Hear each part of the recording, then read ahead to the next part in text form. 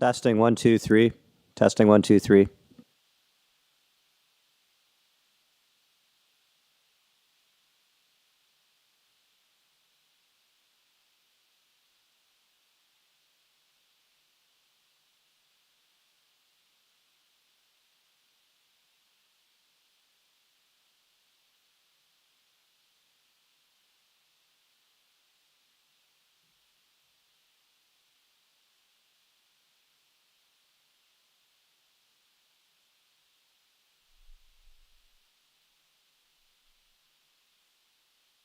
Testing 1, 2, 3 for the YouTube stream.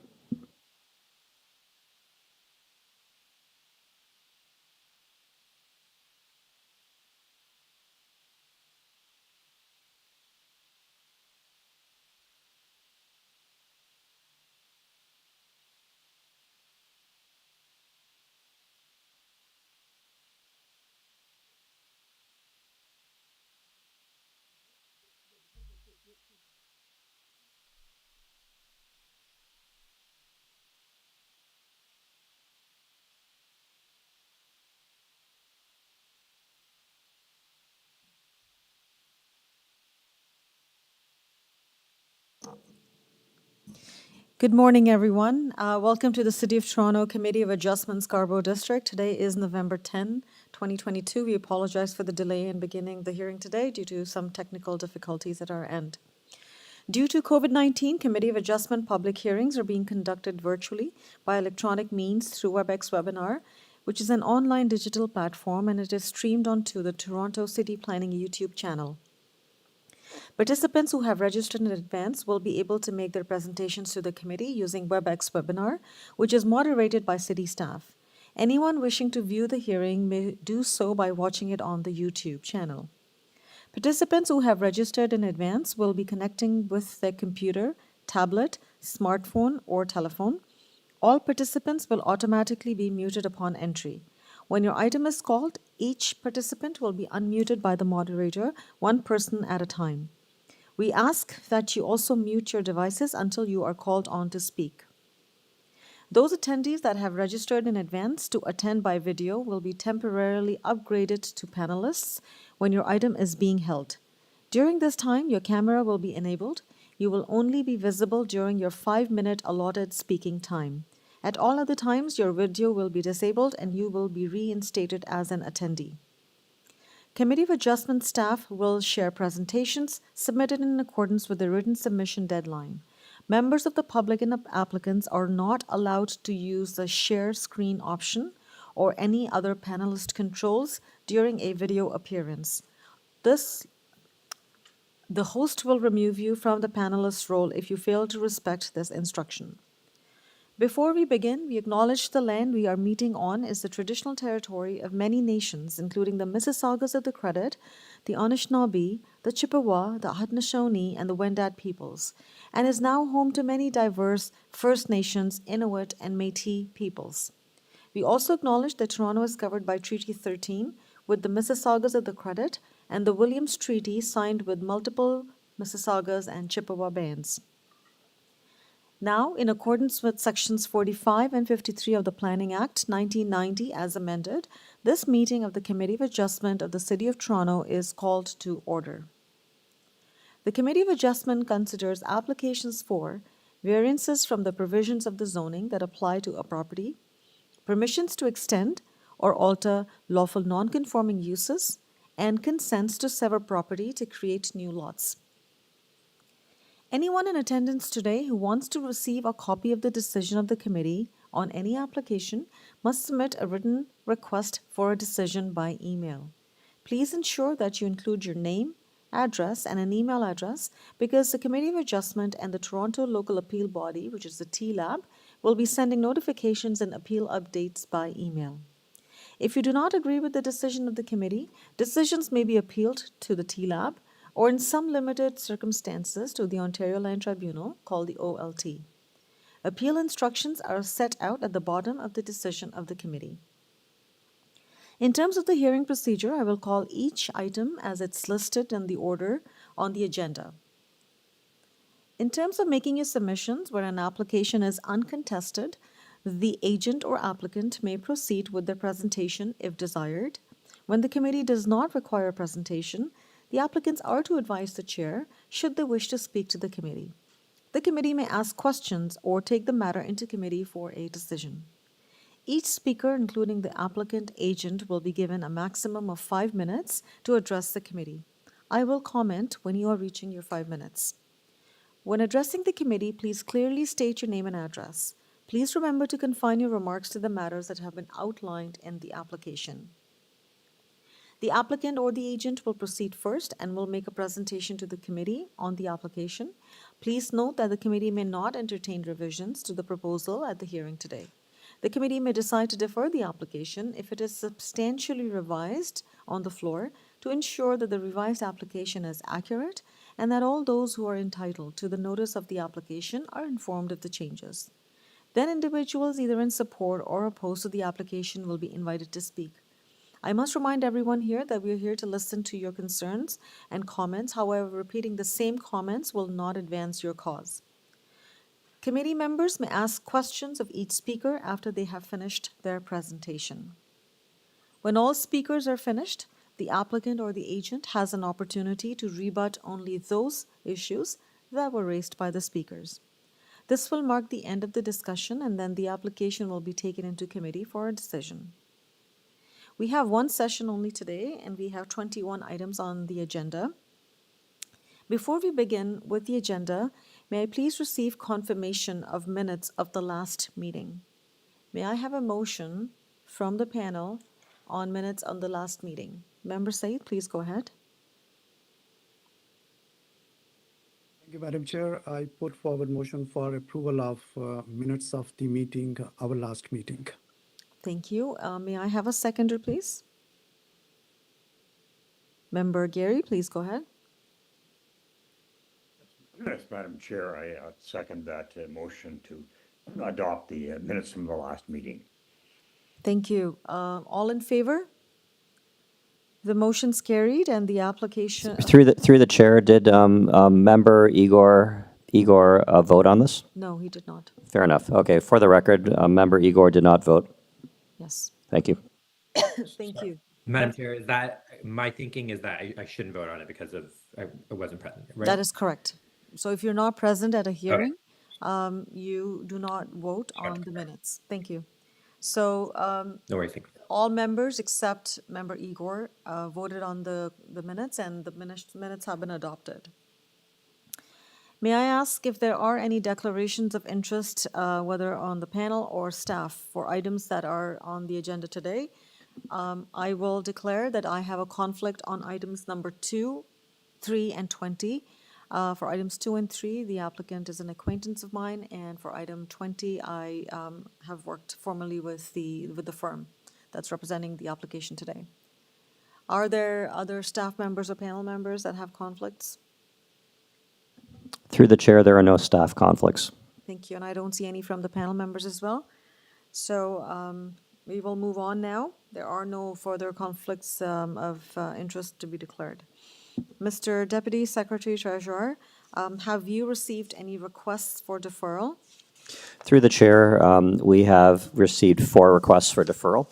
Okay, so we'll start with the first one, and we'll go one at a time, and I will request the applicants, if they are there, to be able to speak to us when called on. Through the chair, the first deferral request is for item number 8, 46 Dempster Street. Deferral sine die at the request of the applicant to address concerns identified by community planning. Thank you, Colin. Staff, can I please have the applicant with us? And that would be Tony. Good morning, Ms. Chair and every committee member. I'm the agent, Au on behalf of the owner. On behalf of the owner, 46 Dempster Street, to attend the hearing today. Okay, thank you, Tony, for attending today. We have a request before us for deferring the application so that you have an opportunity to address concerns that have been identified by community planning. Do you have any comments at this time? Yeah, I managed to reach the planner, and because of the unique shape of the subject lot, the front curve lot line reduce the lot area significantly and correspondingly trigger several variants. So deferral was requested to figure out a proposal to reduce the floor space index to a reasonable value at this region. Okay, thank you very much, Tony, for confirming that. Members of the committee, do you have any questions or concerns with the request for deferral? I see none. All right. If there are no questions, can I please have a motion on this request for deferral? And that would be sine die. Member Said, please go ahead. Thank you, Madam Chair. I put forward motion for deferral of item 8, sine die. And this deferral is at the request of the applicant to address concerns identified by the community planning. Thank you. May I have a seconder, please? Member Macaulay, please go ahead. I second that motion for deferral. Thank you. And all in favor of this motion? Motion carried unanimously, and the application has been deferred sine die. Thank you. Thank you. Mr. Deputy Secretary Treasurer, are there further requests for deferral? Through the chair, the second deferral request is for item number 10, 233 Oakridge Drive. Deferral sine die at the request of the applicant to address concerns identified by both community planning and urban forestry services. Thank you, Colin. Can I please have the agent on this application, Russ Gregory? Thank you. Hello, Russ. Gregory here on behalf of the owners at 233 Oakridge Avenue. Thank you, Russ. So, Oakridge Drive, I'm sorry. okay, thank you. So, Russ, we just need confirmation from you if on the request for deferral, and that would be sine die. That is fine with us, Madam Chair. I learned about the staff report just before I went on a vacation, and I just never got time to get anything together again. So I will work on that in the next week or so. Okay, thank you for confirming that. Members of the committee, do you have any questions on this request for deferral? I see none. All right. And if there isn't any, then can I please have a motion? Member Gary, please go ahead. Madam Chair, then I would move to defer sine die this item 10 on Oakridge Drive. Thank you. May I have a seconder, please? Member Said, please go ahead. Thank you, Madam Chair. I second the motion. Member Said seconds the motion. All in favor of this motion? The motion's carried unanimously, and the application has been deferred sine die. Thank you. Thank you very much. Mr. Deputy Secretary Treasurer, what's the next request for deferral? The third deferral request is item number 15, 21 WOOLWICK Drive. Deferral sine die at the request of the applicant to address concerns identified by community planning. Thank you, Colin. Eric, can we please have the applicant Daniel Fells on? Yes, through you, Chair. We are requesting deferral in order to obtain an updated zoning review so that we can continuously or continue to work with the community planner. Thank you, Daniel. Thanks for confirming the request for deferral. Members of the committee, do you have any questions or concerns with this request? I see none. All right. Can I please have a motion? Member Macaulay, please go ahead. I recommend approval of the deferral request for 21 Woolworth Drive, and that deferral will be sine die. Thank you. Motion on the floor to defer the application sine die by Member Macaulay. May I have a seconder, please? Member Igor, please go ahead. Hi, Madam Chair. I second the motion to defer sine die. Thank you, Igor. All in favor of this motion? The motion's carried unanimously, and the application has been deferred sine die. Thank you. Thank you. Mr. Deputy Secretary Treasurer, next request for deferral, please. The last deferral request for this hearing is item 19, 82 Preston Street. Deferral to the December 8th, 2022 hearing at the request of the applicant to request additional variances identified in the zoning review. Thank you, Colin. Eric, can I please have the applicant, Krinal Gianni? She's not there? Okay. So the applicant, or do we have Faisal Ahmed? Okay. So both applicants are not online. Members of the committee, do you have any concerns with this request for deferral? And that would be to the December 8th hearing. I see none. All right. Can I have a motion then? Member Said, please go ahead. Thank you, Madam Chair. I put forward motion for deferral of item 19. And this item is to be bring up again in the upcoming meeting for December 8th. Thank you. May I have a seconder, please? Member Gary, please go ahead. Yes, I second that motion to defer this matter to the December 8th hearing. Thank you. Member Gary seconds the motion. And all in favor of this motion? The motion is carried unanimously and the application has been deferred to the December 8th hearing. Thank you. I do not believe there are further requests for deferral. I will now start the vetting of the agenda from starting from item number 1. So for item number 1, which is 32 Markham Road, we have registered speakers on this application. So I will hold down this item and we will come back to it in the main body of the meeting to discuss further. So item 1 for 32 Markham Road is being held for further discussion. For items number 2 and 3, which can be discussed together, I'm going to step away and let Mohammed, as the acting chair, to vet the agenda for items 2 and 3. Thank you. Thank you, Madam Chair. As the chair has declared conflict of interest for the item 2 and item 3, committee member, these two items are very identical from the same owner, so we are going to deal them together at this vetting stage. There is one registered speaker with us. This item is being contested, so we can hold this item till we come back to the main body of our meeting. So item number 2, 8 Lucy Avenue, and item number 3 are being held. Thank you. Thank you very much, Member Saif. So again, items 2 and 3 are being held for further discussion. Moving to item number 4. Item number 4 is 194 Kennedy Road. There are no registered speakers, so I would request the applicant, Yasu Somalingam, to please be online. Hello, Yasu, are you there? Yes, Madam Chair, my name is Yasu Somalingam, authorized agent on this application. Thank you. So, Yasu, there are no registered speakers on this application for 194 Kennedy Road.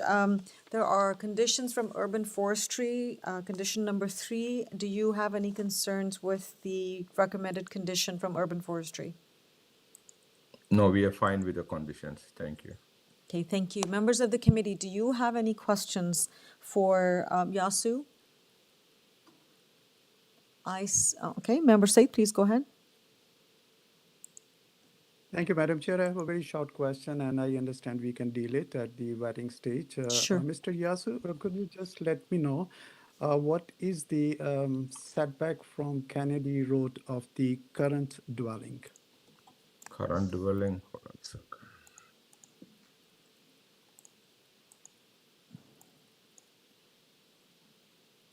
There should be a survey on, so the survey.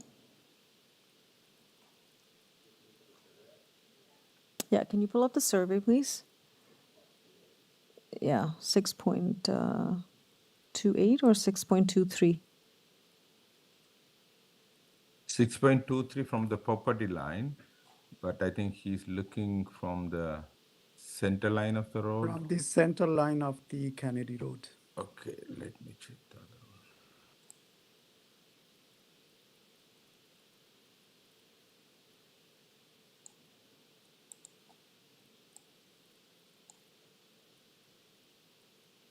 one. I understand the proposed one is 17.5 meter from the center line of Kennedy Road. So um, the proposed one is 7.43, so which is 1.4 meter more than the existing one. So the existing would be 17.5 minus 4. It's about 16 meters existing house. 16.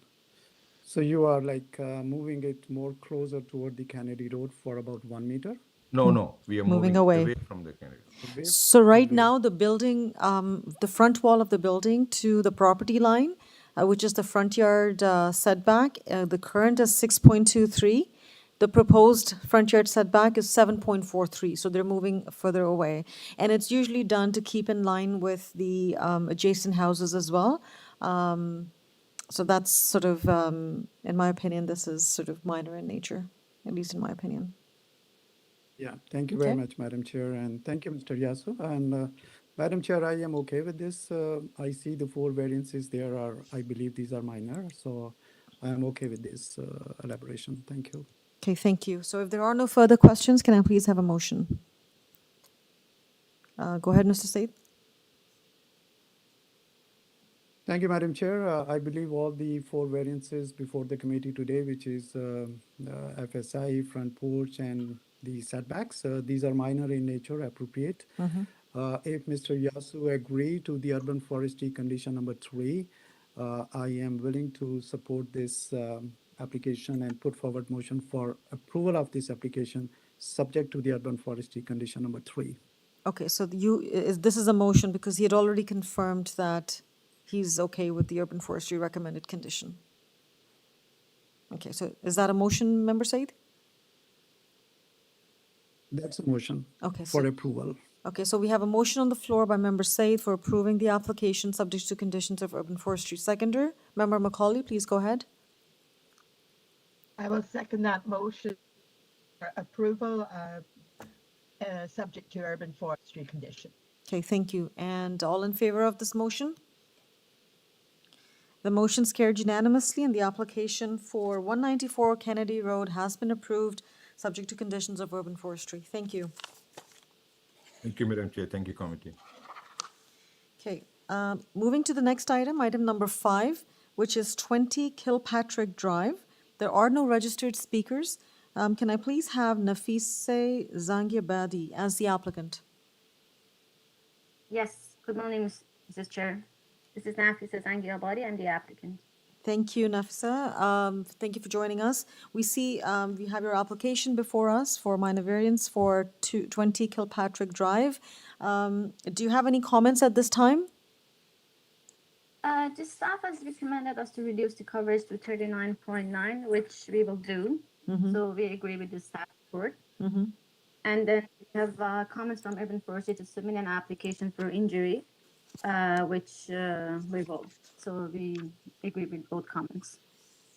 Okay, all right. So you are in agreement with the recommended conditions of urban forestry. You are prepared to work with the urban forestry to incorporate their comments. And also, you've read the community planning staff report and you've read the conditions in the report. Yes, correct. Okay. All right. Thank you for that. Members of the committee, do you have any questions for Nafise? I see none. All right. Just reminding members of the committee, when you are putting forward your motion, just include as amended because the variances have been amended. So, can I have a motion now? And there will be conditions of urban forestry and community planning. Member Macaulay, go ahead, please. I recommend approval of this variance application as amended. I note that there's community planning has requested that the approval be subject to being built in conformity with the new plans for the first floor and the second floor to ensure that the gross floor area change to 39.9% is implemented. And urban forestry? This is also subject to urban forestry conditions. Okay, thank you. Member Macaulay puts the motion forward for approval. May I have a seconder, please? Member Said, please go ahead. Thank you, Madam Chair. I second the motion for approval, subject to condition of community planning staff report, as well as urban forestry condition number 1 and 2. Thank you. And all in favor of this motion? The motion is carried unanimously and the application has been approved. Thank you. Thank you. Next application is item number 6, which is 390 Silver Star Boulevard. And I note that there are no registered speakers. Eric, can we please have the applicant, Brandon Stevens? He's not there? Okay. So Brandon Stevens, the applicant, is not available online. Members of the committee, do you have any questions on this application or concerns with the application? I must say that there are no conditions, except we received some advisory comments from Metrolinx, but there are no recommended conditions of approval from any department. This is 390 Silver Star Boulevard.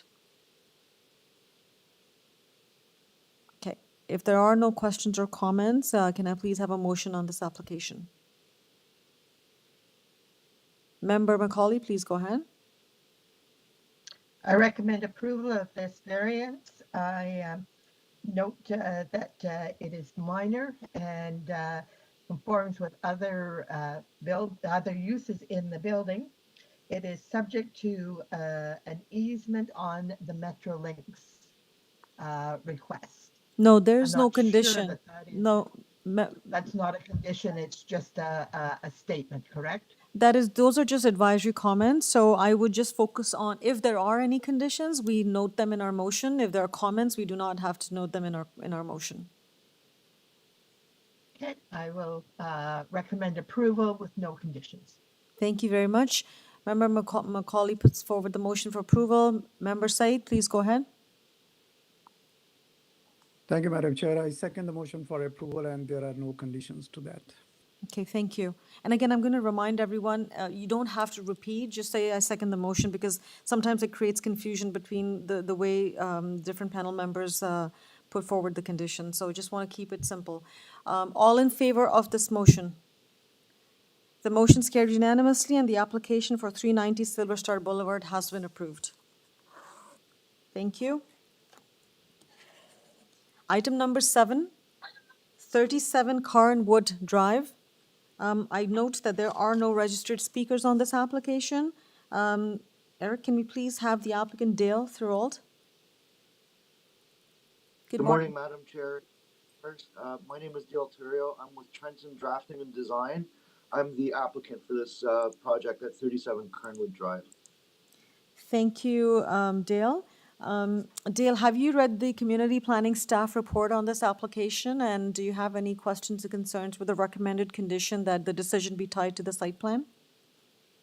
Yes, Madam Chair, I have read that decision, as well as the one concerned neighbor next door. So we've taken that into account, so we're good with that. Thank you very much. And I also note that we, panel members, have also received the letter of concern that was submitted for this application. Thank you very much.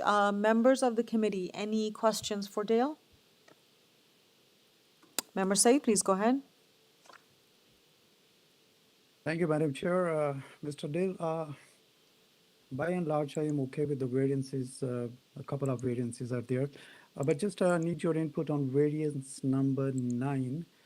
When it says that the proposed eaves are 0.18 meter, which is from the north lot line and which is almost on the lot line, right? So I just need your elaboration on that. Sure. So you can actually see it depicted on the front elevation. So currently, the existing carport to the existing one-story house actually encroaches onto the neighbor's property. What we're doing is we're pulling our garage back. So the wall is about 0.63 meters off that property line. We've got a eave projection, including the gutter, which projects from our wall 0.41 meters, which means that we're 0.18, roughly 6 inches off the property line with our gutter. If you can, see right to the left-hand side there. Can you just, Kelly, pull that in? Yeah, right there. That's the 0.18 meter setback that's shown there. It's for the gutter. Yes, ma'am. Okay, Member Said, does that satisfy you? Thank you, Madam Chair. Yeah, I don't see there is any observations from the neighbors or, yeah, I'm okay. Thank you very much, Madam Chair. Okay, thank you. All right, if there are no further questions or comments, can I please have a motion on this application, condition of community planning? Yes, Member Gary, please go ahead. Yes, just one comment, Oh. Madam Chair. I just wanted to compliment the applicant on the planning report that is submitted. I thought that it was quite thorough and addressed the various tests under the Planning Act. So I'll be supporting this motion to adopt the minor variances. Okay, thank you very much. Would you like to proceed with the motion, Member Gary?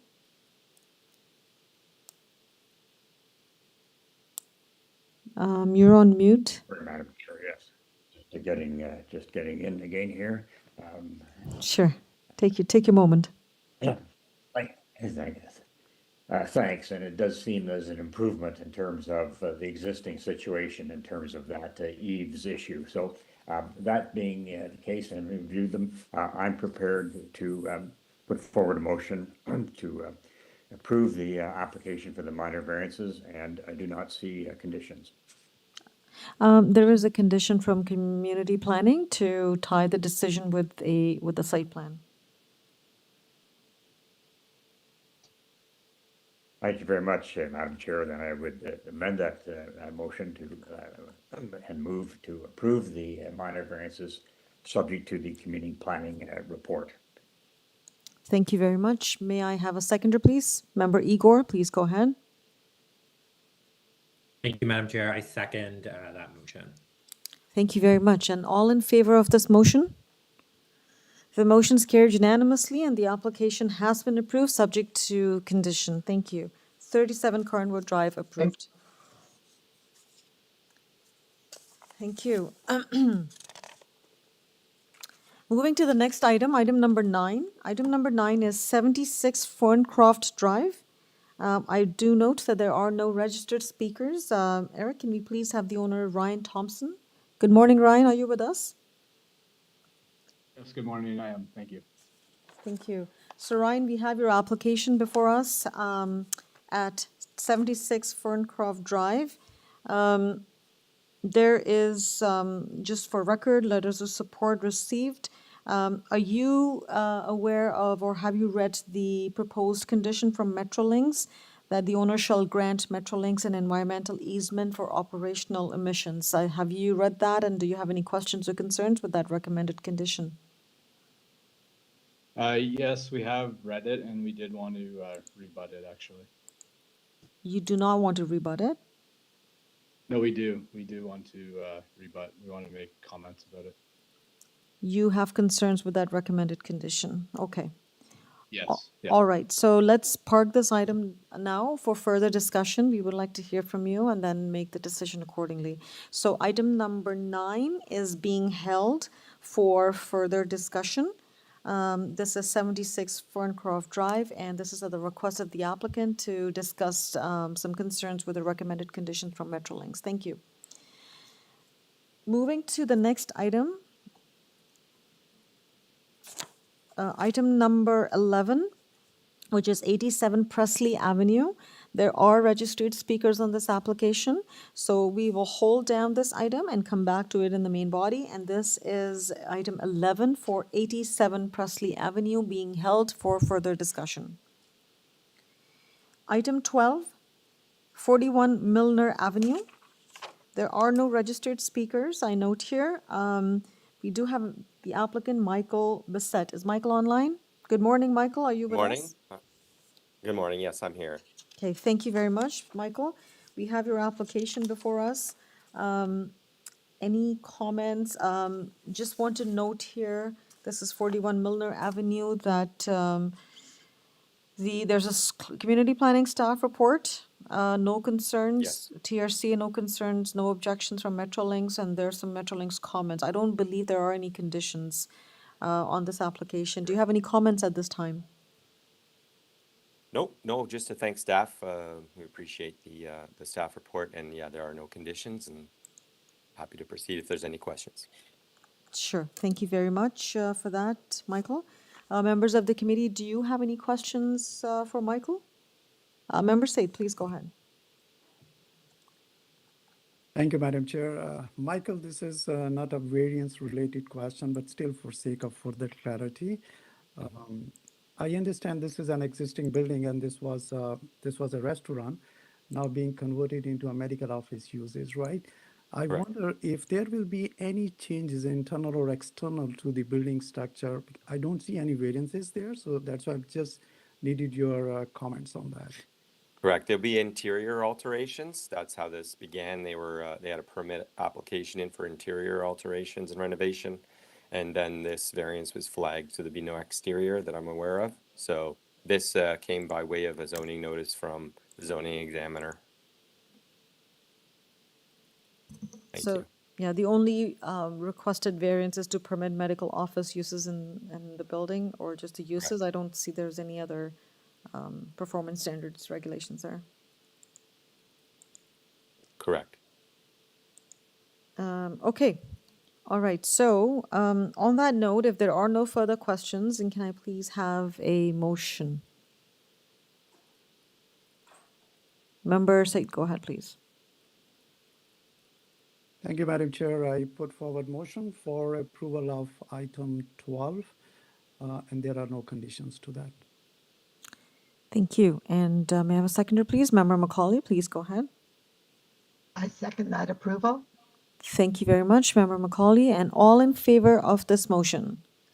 The motion is carried unanimously and the application has been approved and there are no conditions. Thank you very much. Thank you. Bye now.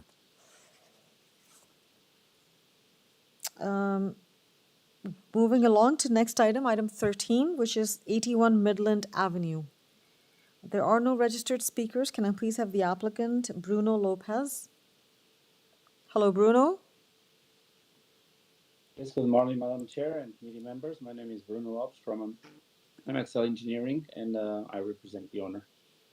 Thank you very much, Bruno. We have your application before us. I don't believe there are any conditions from any department here. Members of the committee, do you have any questions for Bruno at this time? I see none. All right, Bruno, any comments before we go into committee? This is a very straightforward application. It's a very, very minor variance, and that's about it. Okay, thank you very much.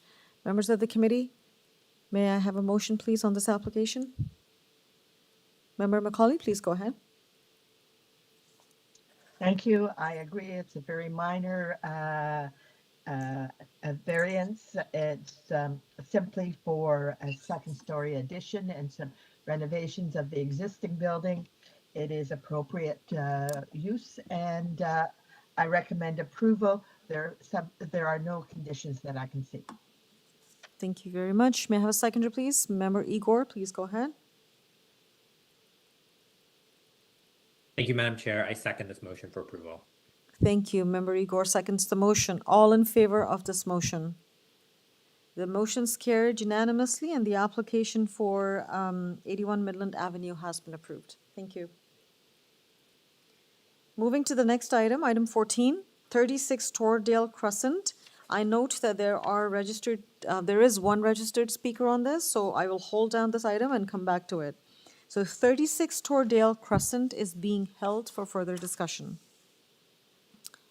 Moving to the next item, item number 16, 115 ZAPH Avenue. There are no registered speakers. Can I please have Heather Cirella as the applicant? Hello, Heather. Hello. Hi there. I'm here. Okay, thank you, Heather. We have your application for minor variance before us. There are conditions from urban forestry that have been recommended. Have you read those, and do you have any concerns or questions on those conditions? Yes, we have, and we have no concerns. Sorry, you have? We have no concerns. You have no concerns, okay. So Heather has confirmed she has no concerns with the recommended conditions from urban forestry. Any comments or before I proceed to the committee? No. Okay, thank you. Members of the committee, do you have any questions or comments on this application at this time? 115 ZAPH Avenue? I see none. All right. If there are no comments or questions, can I please have a motion? Member Said, please go ahead. Thank you, Madam Chair. I am okay with the variances requested by the applicant, and I put forward motion for approval of item 16. And there are conditions of urban forestry, condition number 1 and 2. Thank you, Member Said. May I have a seconder, please? Member Gary, please go ahead. I second that motion to approve. Thank you very much. And all in favor of this motion? The motion's carried unanimously, and application for 115 ZAPH Avenue has been approved, subject to conditions. Thank you. Thank you. Moving to next item, item 17, 62 Singleton Road. I note that there are speakers on this application who have registered to speak with us today, so I will hold down this item and come back to it. So item 17, which is 62 Singleton Road, is being held for further discussion. Moving to item 18. Item 18 is 49 Stonehenge Crescent, and there are no registered speakers. Can we have the applicant, Faisal Ahmed? Faisal's not there? Okay. Faisal is not online with us. Members of the committee, do you have any questions or comments at this time? I do know that should the committee proceed to move with the decision on this application, there are recommended conditions from urban forestry. Okay, if there are no comments or questions, can I please have a motion? Member Said, please go ahead.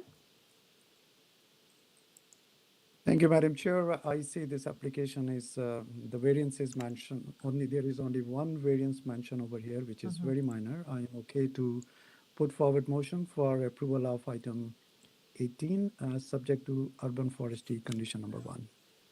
Thank you very much. And may I have a seconder, please? Member Gary, please go ahead.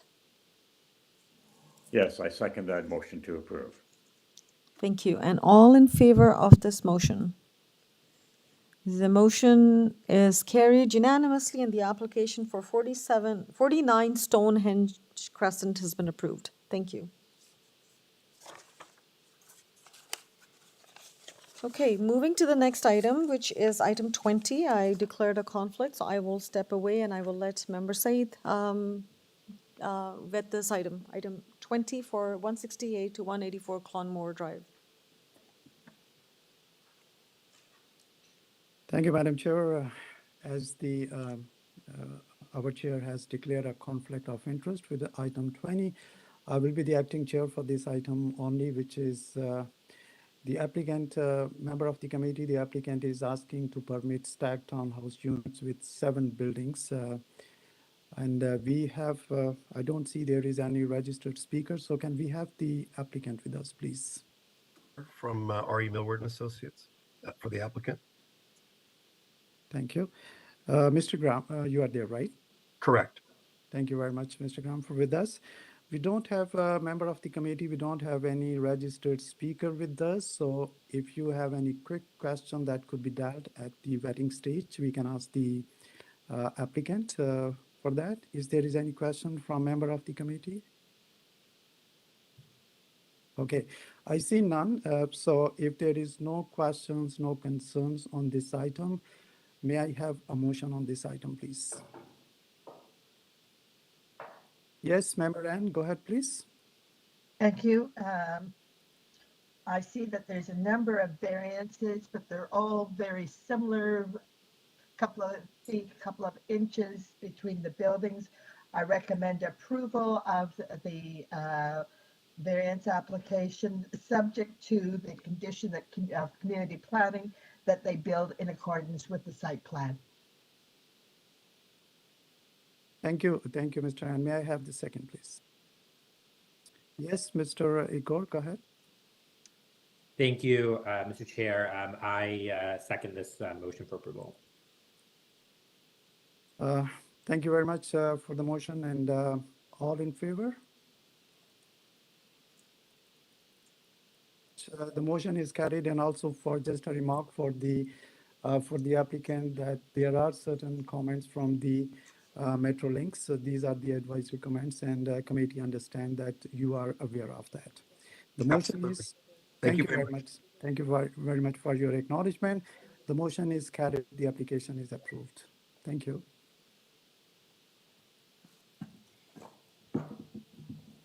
Thank you very much, Member Said, for helping me with that item. We now go to our next item, which the last on the agenda for today, which is 4100 Gordon Baker Road. And I do know that there's one registered speaker with us today on this item. So we will hold down item number 21 for further discussion. So item 21, 4100 Gordon Baker Road is being held for further discussion. So this brings us to the end of the vetting of the agenda. I will like to recap all the items that have been held so that I'm not missing any. So item 1, item 2, item 2 and item 3, item 9, item 11, item 14, item 17, item 21. Thank you very much. Okay, so Mr. DSD has given me a thumbs up, which means I have captured them all. Okay, let's proceed with our first item. Item 1 for 32 Markham Road. Can we have the applicant, please, staff? Through you, Madam Chair. We received an email late last night from the applicant saying that they have a medical appointment this morning, and they asked if we could hold the item for discussion until they're able to sign on. Okay, thank you, Eric, for letting us know. So members of the committee, the applicant has requested for a delayed start due to some medical reasons. Would the committee members be open to sort of rearranging the agenda and put item number 1 at the very end of the agenda? So last item to be discussed? Okay. All right, so all members of the committee, as I see on the screen, have agreed to move the item number 1 till the very end of the agenda to allow the applicant to participate at the hearing today. Thank you. All right, so item 1 is being moved to the end of the agenda. Now, items 2 and 3, I have a conflict, so I will step away and I will let Mr. Said to chair this item for me. Thank you very much.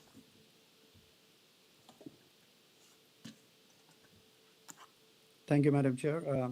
Member of the committee, so we are dealing with agenda item number 2 and 3. These are identical application with the same owner, so we will discuss them together. May I have the applicant with us, Nadeem Irfan?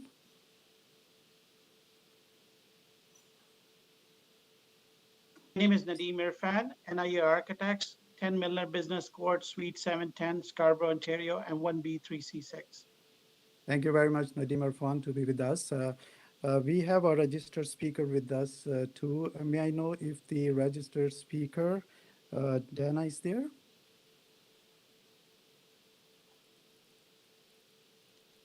Dana, are you with us? Through the chair, Dana, I will unmute your mic. Please don't touch the mute button. You are now unmuted. Thank you. Hi, I'm just a neighbor. Didn't realize I was a registered speaker, but I'm ready to ask my question, I suppose. Inappropriate. Thank you very much, Dana. We will first go to the applicant and see about if the committee member have any questions, or would you like to have a presentation from the applicant, committee members? Committee members don't have any questions. So Nadeem, would you like to give us a presentation if you want to? Yes, Mr. Chair. These are 2 existing semi-detached dwellings. They're in dilapidated conditions. owner has acquired both, and we are rebuilding and doing a small lot addition of 0.18. And that will be the minor consent, which is the lot addition, will be delegated through the staff. That's why you don't see that application, but there is an application for the consent lot addition. And during the process by the community planning review, it was identified the originally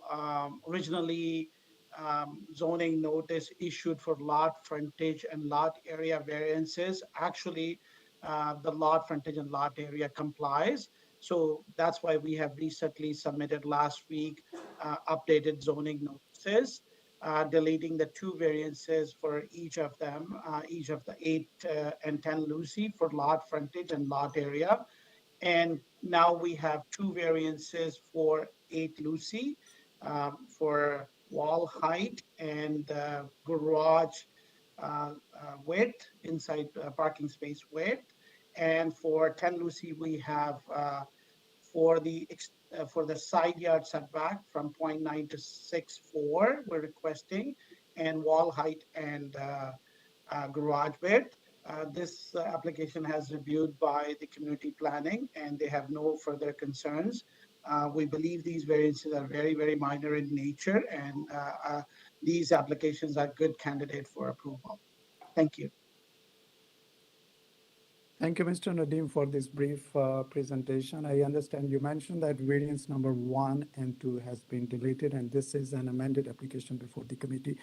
Also, Mr. Nadeem, just to tell you, are you aware of the urban forestry condition for both the application? And there are certain comments from the Metrolinx. Are you aware of that and you are in agreement to that? I have seen the conditions from urban forestry, but not for the Metrolinx. Okay, so there are certain recommendations from the Metrolinx which they are asking for the owners to grant Metrolinx an environmental assessment for operational purposes. The details of these recommendations are going to be provided to you. You should be aware of that. And if we proceed further, what the committee is, these recommendations will be a part of our decision. Noted. Okay. Thank you. Thank you, Mr. Nadeem, for your presentation. It was very brief within the time limit allocated to you. Member of the committee. Through the chair. My apologies. We have put the Metrolinx condition up, which was sent to the applicant last week, but it's up on the screen if the applicant wishes to review it. Thank you, Mr. Deputy Secretary. Thank you very much for putting it in front of us. And Mr. Nadeem, as you heard, the staff have told us that the information and these recommendations has been conveyed, right? So yes, member of the committee, if you have any questions before we go to the registered speaker, if you have any questions for the applicant. I see none. Okay, so we go to the registered speaker with us. Dana, you are there. Dana, would you like to give your comments, input on this development? Any concerns? Had a question as someone, I live directly across the street on 21 Lucy. So I just had a question. Hopefully this is the appropriate place to ask. Next to 10 Lucy Avenue is a small parkette called the Lucy Tot Lot. Exact address is 2 Sneath Avenue. There's a very nice old large tree whose branches extend, or I guess what would probably be the front of 10 Lucy Avenue. I just wanted to be reassured that during construction, these trees would be protected and that there wouldn't be extensive any damage to the trees. And what's the plan to protect the tree is my question. Thank you very much, Dana. These are really very good questions to that, and I appreciate your concern, your engagement to this matter. Dana, the urban forestry have put certain conditions with the approval of this application, which is going to be part, and as you had, Mr. Nadeem has acknowledged and in agreement to these conditions. Also to your question related to the trees which are in the park, Urban Forestry Department do not support the removal of any tree in the park, and this is going to be included in the decision. So these trees will be saved. These will be looked after into by our Urban Forestry Department. So I hope this answers your question. Dana? Yeah, well, I'm glad they wouldn't be removed, but I guess my question would be more like the overhanging branches. Can you do your construction without cutting or pruning or touching the branches? Okay, I will ask the applicant to further elaborate on these, how these trees are going to be injured, and what about these hanging trees? Yes, that's a good question too. Is there any other concern or questions from your part before I go to the speaker for his comments? No, that would be my only concern. Thank you very much, Nana, for your time, and you joined us, and your questions were really very good. I appreciate that for these good questions. Okay, so any questions to Dana by the committee member before we go to the speaker?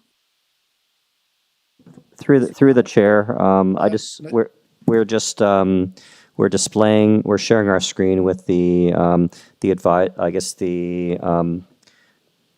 advisory comments for urban forestry that you referred to, which indicate that urban forestry will not support the removal of park trees to accommodate the proposed construction, and all bylaw protected trees located on adjacent sites must be protected in accordance with the city's tree protection plan.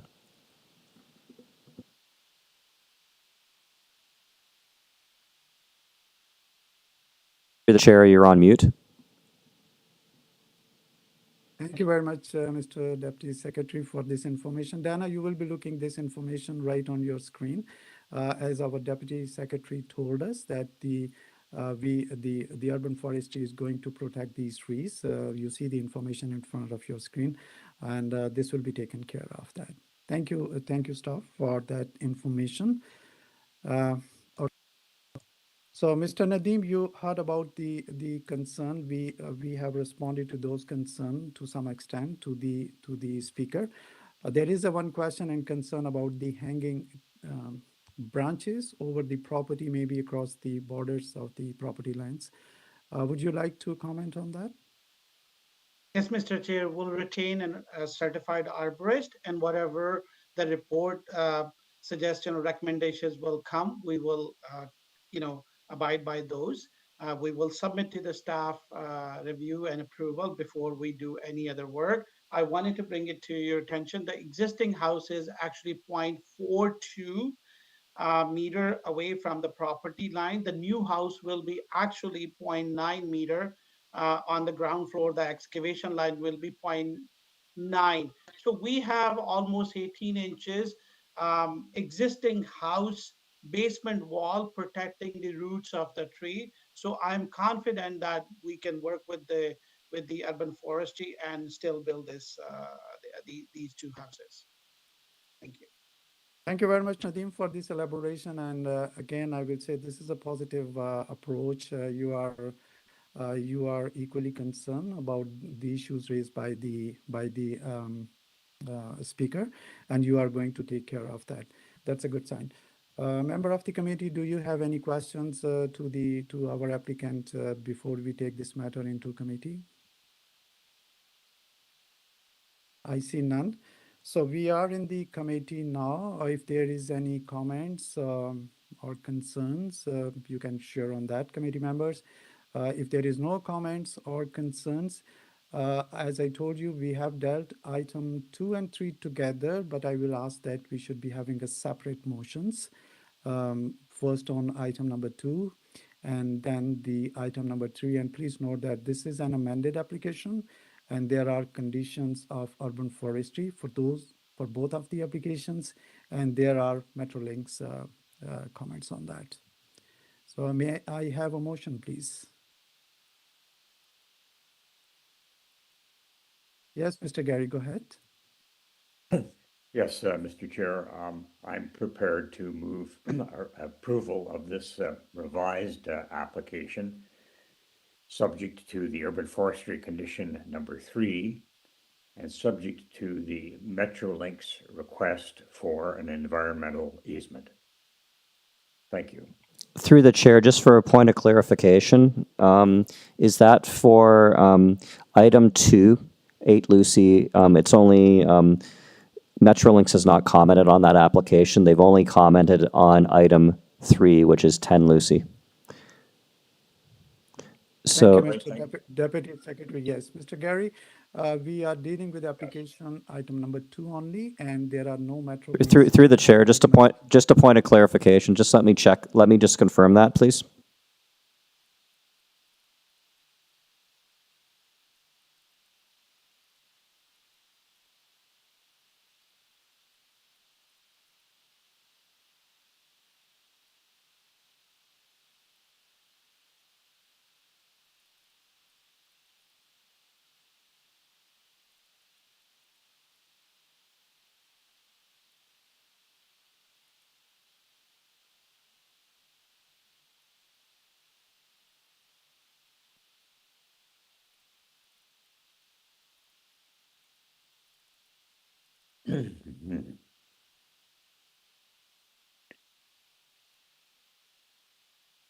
Through the chair, my apologies. We just have the Metrolinx comments on the screen right now. My apologies, point of clarification. Actually, both 8 and 10, both applications are subject to Metrolinx conditions. Thank you very much, Mr. Deputy Secretary. So Gary, you can move your motion once again, but this motion is for item number 2, and you can include the conditions which you mentioned earlier. Thank you. You are muted, Mr. Gary. Could you please? Sorry, thank you. Yes, all right, and my motion and remarks are going just to 8 Lucy Avenue then at this point. I'm prepared to move approval of this revised application, subject to urban forestry condition number 3, and subject to the Metrolinx requirement to give an environmental easement, as this property is within 300 meters of the Metrolinx line. Sorry to be a little verbose there, Mr. Chairman, but that's my motion. Through the chair, point of clarification. I'm assuming you mean approve as amended? Yes, thank you. I did say revised application, but yeah, approved as amended, yeah. Thank you. Thank you, Mr. Member Gary. May I have the second for that? Yes, Mr. Igor. Thank you. I second the motion of approval for 8 Lucy item 2 as amended. Thank you, Member Igor, and all in favor? Thank you very much. The motion is carried, and item number 2 has been approved. Thank you, all of you. Okay, so again, we go to the next application, which is item number 3, similar application. We have already discussed it. I will need a motion at this point of time, please.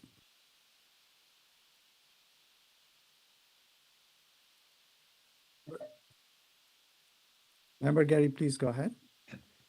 Yes, thank you. In connection with 10 Lucy Avenue, I see that, yes, revisions were made to the application as well. So I would move the revised amended application for approval, subject to the urban forestry condition number 3, and subject to an easement to Metrolinx as per its comments.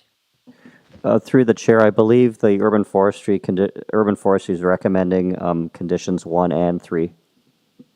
Yes. All right. Thank you. I'll amend that motion then to include 1 and 3 on this particular matter, 10 Lucy Avenue. Thank you, Member Gary, for your motion, and member of the committee, as the motion is for approval, including the recommendation and condition by the Metrolinx, as well as urban forestry condition number 1 and 3. May I have the second, please? Member Gore, go ahead, please. Thank you. I second the motion for approval as amended. Thank you very much. All those in favor? Thank you very much for your motion and for seconding the motion. This motion has been carried and the application has been approved.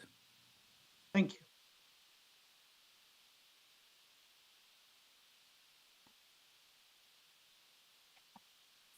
Thank you very much, Member Saith, for helping me with these items, item 2 and 3, which have been dealt with now. Just give me a moment to find my place here. Okay, so we're going to move on to the next item that was held for discussion, and that would be item number 9, 76 FERNCROFT Drive.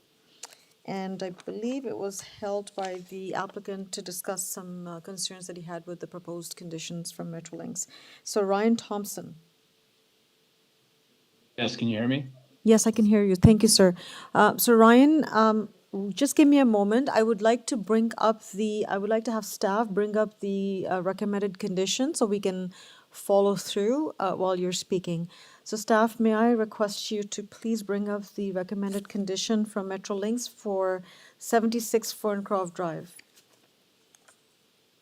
Thanks. And I actually literally just sent through an email with a diagram that sort of depicts what I wanted to discuss. I don't know if it's been received, but I just sent it like 2 minutes ago. From what I understand, the rule is that the submissions that are received after the submission deadline cannot be put up on the screen. So unfortunately, we will not be able to help you with that, but you can certainly sort of provide that in verbal if you can, possibly, and we'll certainly try to assist you through your discussion. So here's that condition or recommended condition from Metrolinx on the screen. So please go ahead and tell us what the concerns are, sir, and you have 5 minutes. Sorry, Madam Chair, I apologize. Can I just point of clarification? Sure. Is it possible, if it would aid the applicant, any of the plans or surveys that we have would maybe aid in this conversation, especially because we're talking about, I think, a visual description of what is going on. It might be contextually easier for people to understand, if that's possible, if that's sufficient. Sure. So yeah, I mean, we could do the that. map that shows the property location, I can kind of talk through what. Okay, so let's put up that. So could you please bring up the plan for the property? Perhaps through the chair, perhaps the location map? Yeah. Yeah, the location map, please. Yeah. Yeah, exactly. Perfect. So go ahead, sir. Yeah, so I actually have some prepared remarks about the variances. I was just going to run through very quickly, and then I have some prepared remarks on the Metrolinx. Could you just get closer to your mic, Ryan, please? Yeah, I just have some prepared remarks on the variances that I was going to discuss as well, if I could just run through those very quickly. You go ahead. However, you have 5 minutes. You decide what you want to present to us. Okay, thank you. Yeah, so we're applying for 4 variances, which we believe to be minor in nature and in keeping with the size and character of other recently rebuilt homes in the neighborhood. So number 1, we are requesting a floor space index of 0.61 compared to the bylaw, which allows for 0.5.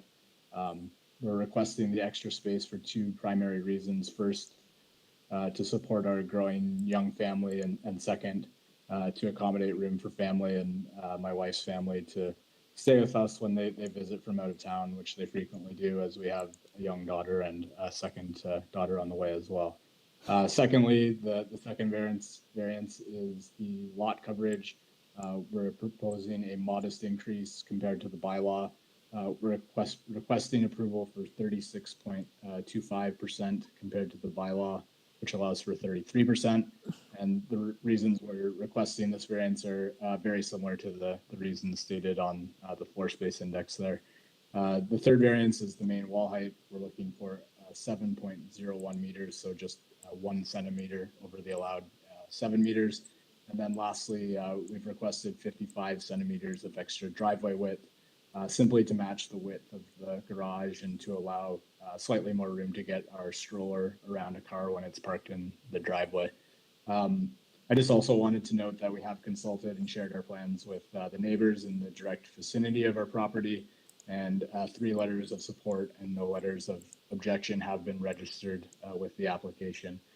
Just moving on to the Metrolinx, we just wanted to rebut the comments made by Metrolinx regarding their desire to register an environmental easement for their benefit on our property. We feel that as we are simply replacing an existing home with a new home, I would also like to point out that our property is not entirely within the Metrolinx 300-meter zone of influence, as the boundary actually sort of cuts through our property. So we cannot actually see, hear, or feel vibrations from the railway, just given it is quite far from our property. There are several buildings, a car wash, large trees, and a busy road between the railway and our property. So we just feel that Metrolinx is overreaching, and our application should not be conditional on granting Metrolinx this easement. We have had some sort of preliminary discussions with Metrolinx, and we haven't really received a definitive answer on this view, but it seemed like they were sort of moving it up the chain of command, and there seemed like there was maybe some potential for sympathy, just given how sort of close it is to the sort of boundary, and also like if you were to look at sort of the neighbor's house to the south, like the boundary basically is outside of it. So it's very sort of, it's really the definition of borderline here.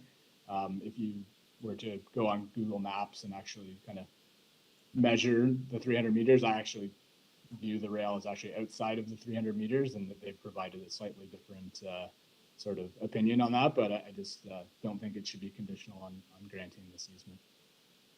And that's it. Thank you very much for your time. Okay, so maybe it's good to hear that you've already approached the Metrolinx and you have had some conversations with them, and I guess you're in a holding pattern at this time, but there seems to be some positive thing that may come out.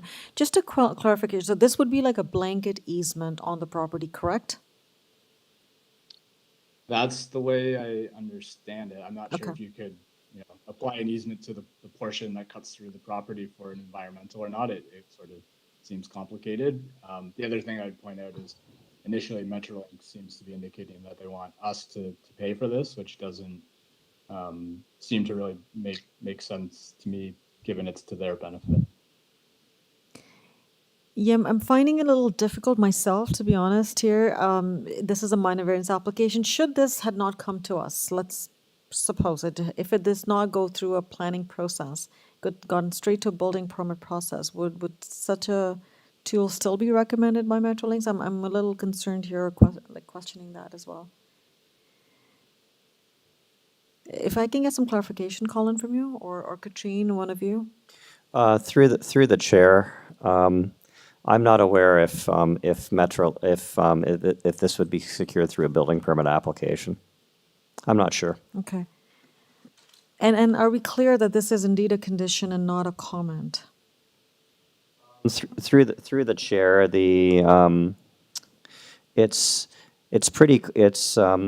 it's pretty clear that it's the owner. The owner shall grant Metrolinx an environmental easement, so that's it's pretty clear that they're requiring that this condition be imposed as a condition of approval.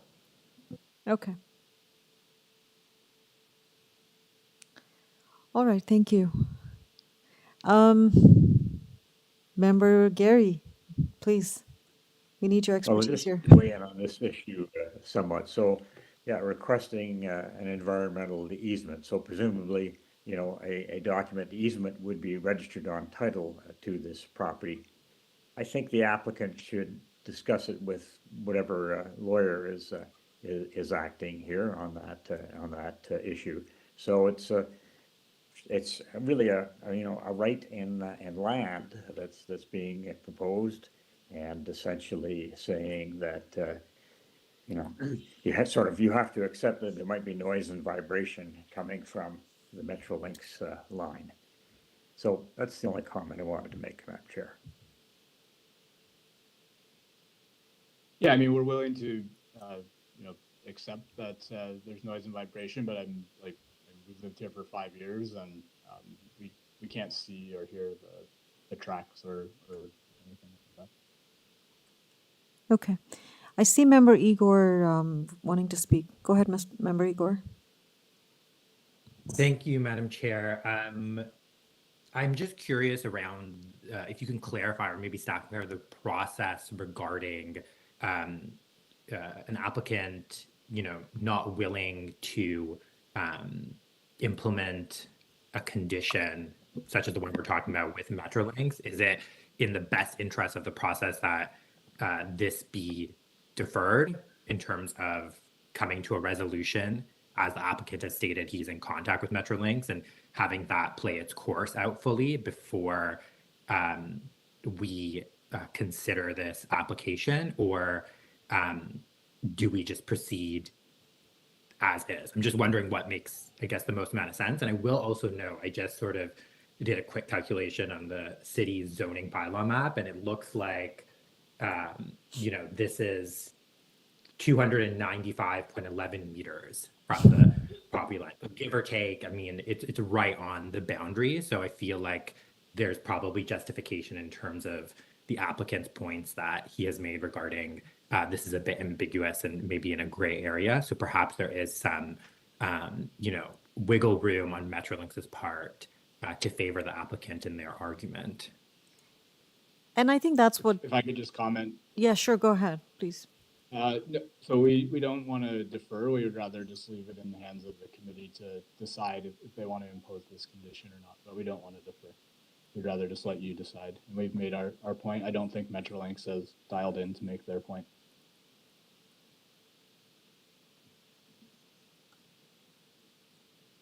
Staff, please go ahead. Chair. Yeah, sorry, Gary, just for a second, Colin wanted to say something, and then I'll come to you.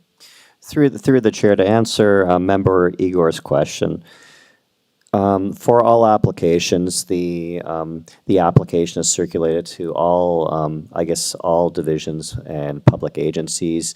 The committee, as you know, weighs all the evidence that is before them. Written submissions, whether it's from public agency staff, the applicant, members of the public, as well as any oral submissions, they weigh all of that evidence and they can make their decision, and they can impose any conditions as they see fit. So I'll just leave that with the committee for their consideration. Thank you, Colin, for that. Gary, please go ahead. Thanks, Madam Chair. No, just in thinking about it, in terms of if we impose the condition, if we just added the words "if required" and left it at that. In other words, approving what Metrolinx is asking for, but as I say, if required, and it would allow for some subsequent time to take place and for discussions about whether or not this property should be subject to that easement. I was thinking on the same lines as well, but we may have to come up with some language if that's the way we're going, and Colin has some thoughts here. And to Member Igor's earlier question, if the committee did impose this condition, it would be a requirement that would need to be, it would be a condition that would need to be cleared before the owner could receive their building permit. However, can I just ask a question here? And I'm just talking aloud, and there's nothing definitive in my thought here. So should the committee proceed with imposing this condition, and if there is enough language in there that, so basically impose the condition, however, language around the fact that should Metrolinx waive this condition, then this condition be removed or becomes null and void kind of language. Is there something that we could do along these lines? Not really. A condition is a condition. I know, but right? I'm trying to make it enforceable, yet at the same time leave that flexibility, because I think time is of essence here. Should the applicant be successful in negotiating with Metrolinx, and should Metrolinx agree to waiving it, then he'll have to come back to the committee to remove the condition. So I'm trying to put in some language or advise of some language that would give that flexibility and room in that condition.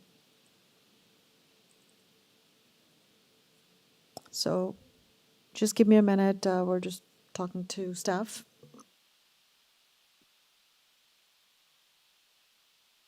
Member McCauley, go ahead.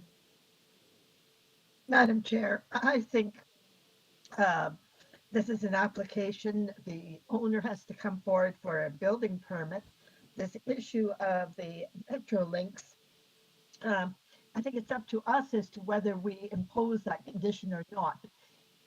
In this case, I don't see that there is a need to impose the condition. I think what they have done is they have gone kind of overboard in putting in a condition.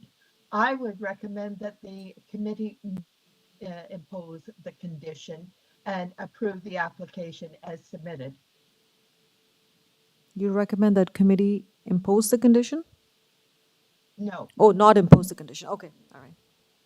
Okay, thank you for your thoughts. If it's necessary, then it will be caught through the building permit. But other than that, I don't see that this is an issue that is clearly part of the variance that is before us.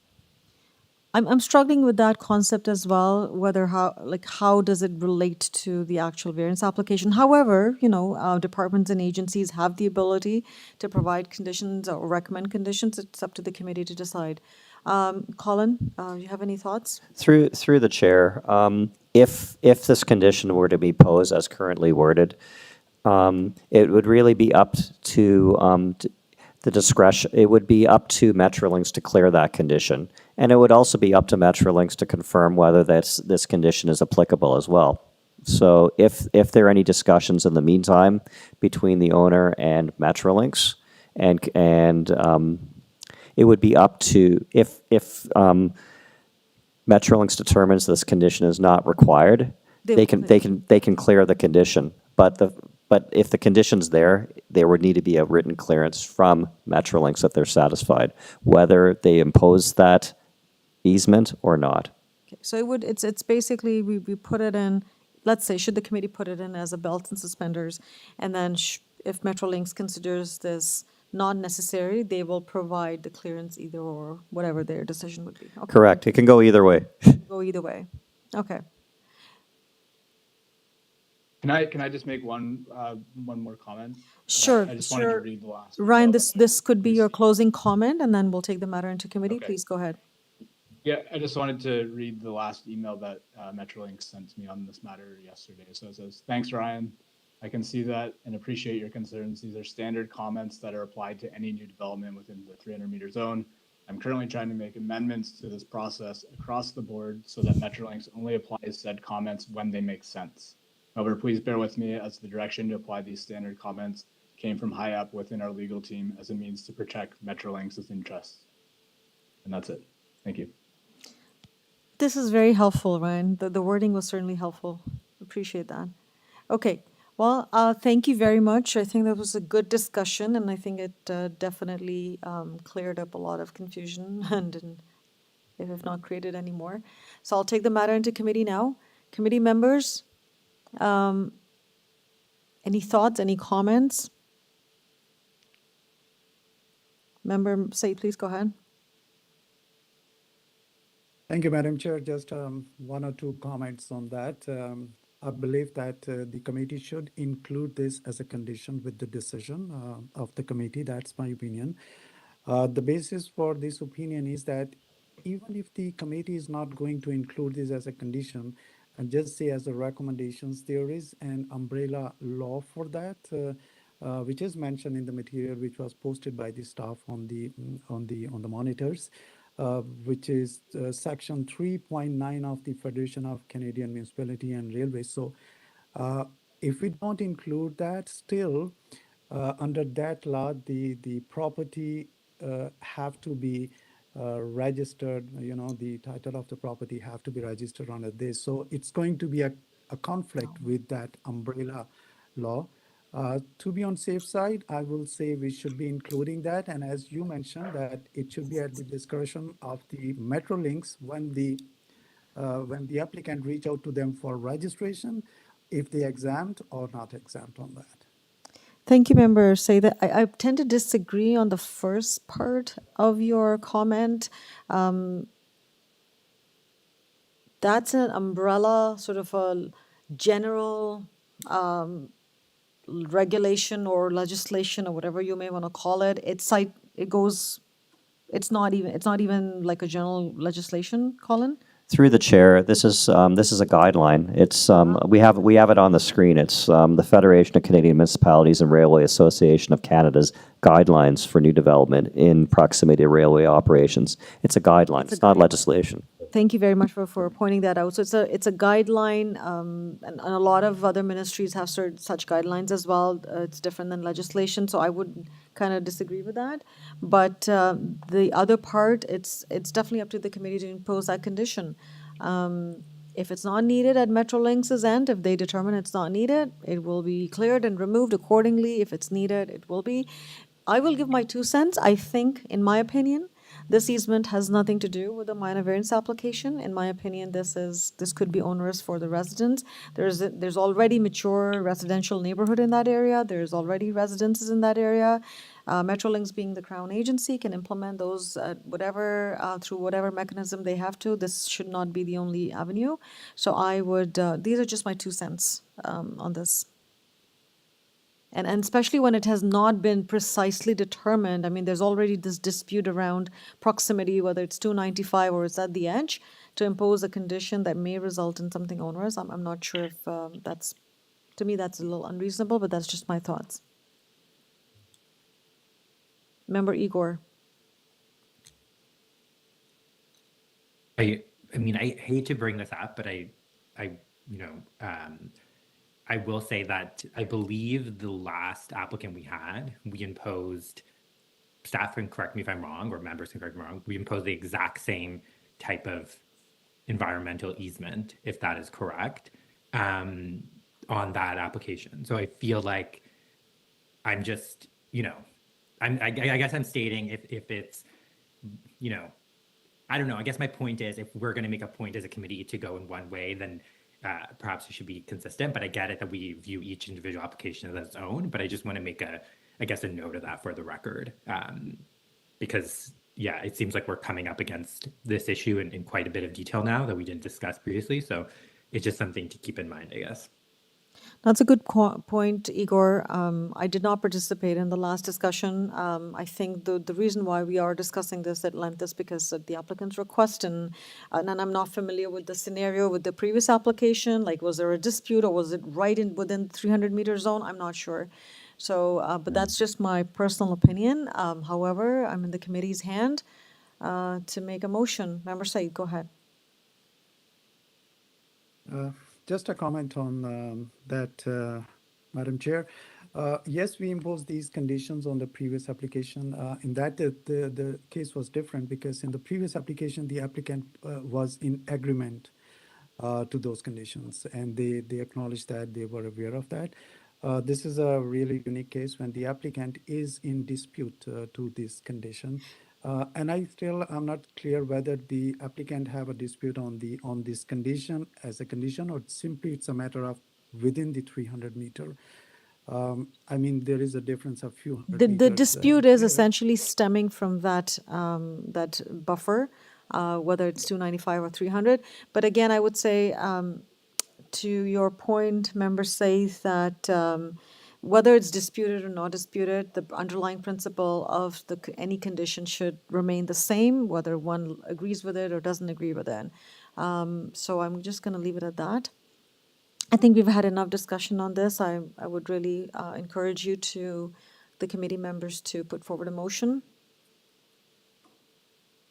Member McCauley, please go ahead. Thank you. I'm prepared to put forth a motion. I will say, with respect to this Metrolinx,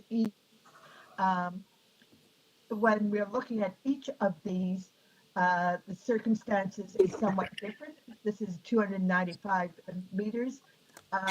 Some of the other ones are not being disputed, and some of them may, in fact, be closer to a Metrolinx property. In this case, I would recommend approval of the variances, not subject to the Metrolinx easement requests. So Member McCauley has put forward a motion to approve the application without any condition. May I have a seconder, please? Member Gary, please go ahead. Yes, I'll second that motion to to approve and to not impose a Metrolinx condition. And all in favor of this condition? The motion's carried unanimously and the application has been approved without any conditions. Thank you. Thank you very much. We now go to our next item that was held for discussion, and this is item number 11. Item number 11 is 87 Presley Avenue. Can I please have the agent Yasu Somalingam? Yes, Madam Chair, my name is Yaso Somalingam. I'm the authorized agent on this application. All right, thank you. So Yasu, would you like to make a presentation or go right to Q&A? Yeah, I'll do a basic presentation on this. It's a proposal for a new one single family dwelling with a custom design on it, and the minimum setback is at 4.5 meter. Even though it's 4.5 meter, we are proposing the setback to be 7.5 meter, which is enough for a car to be parked on front of the driveway.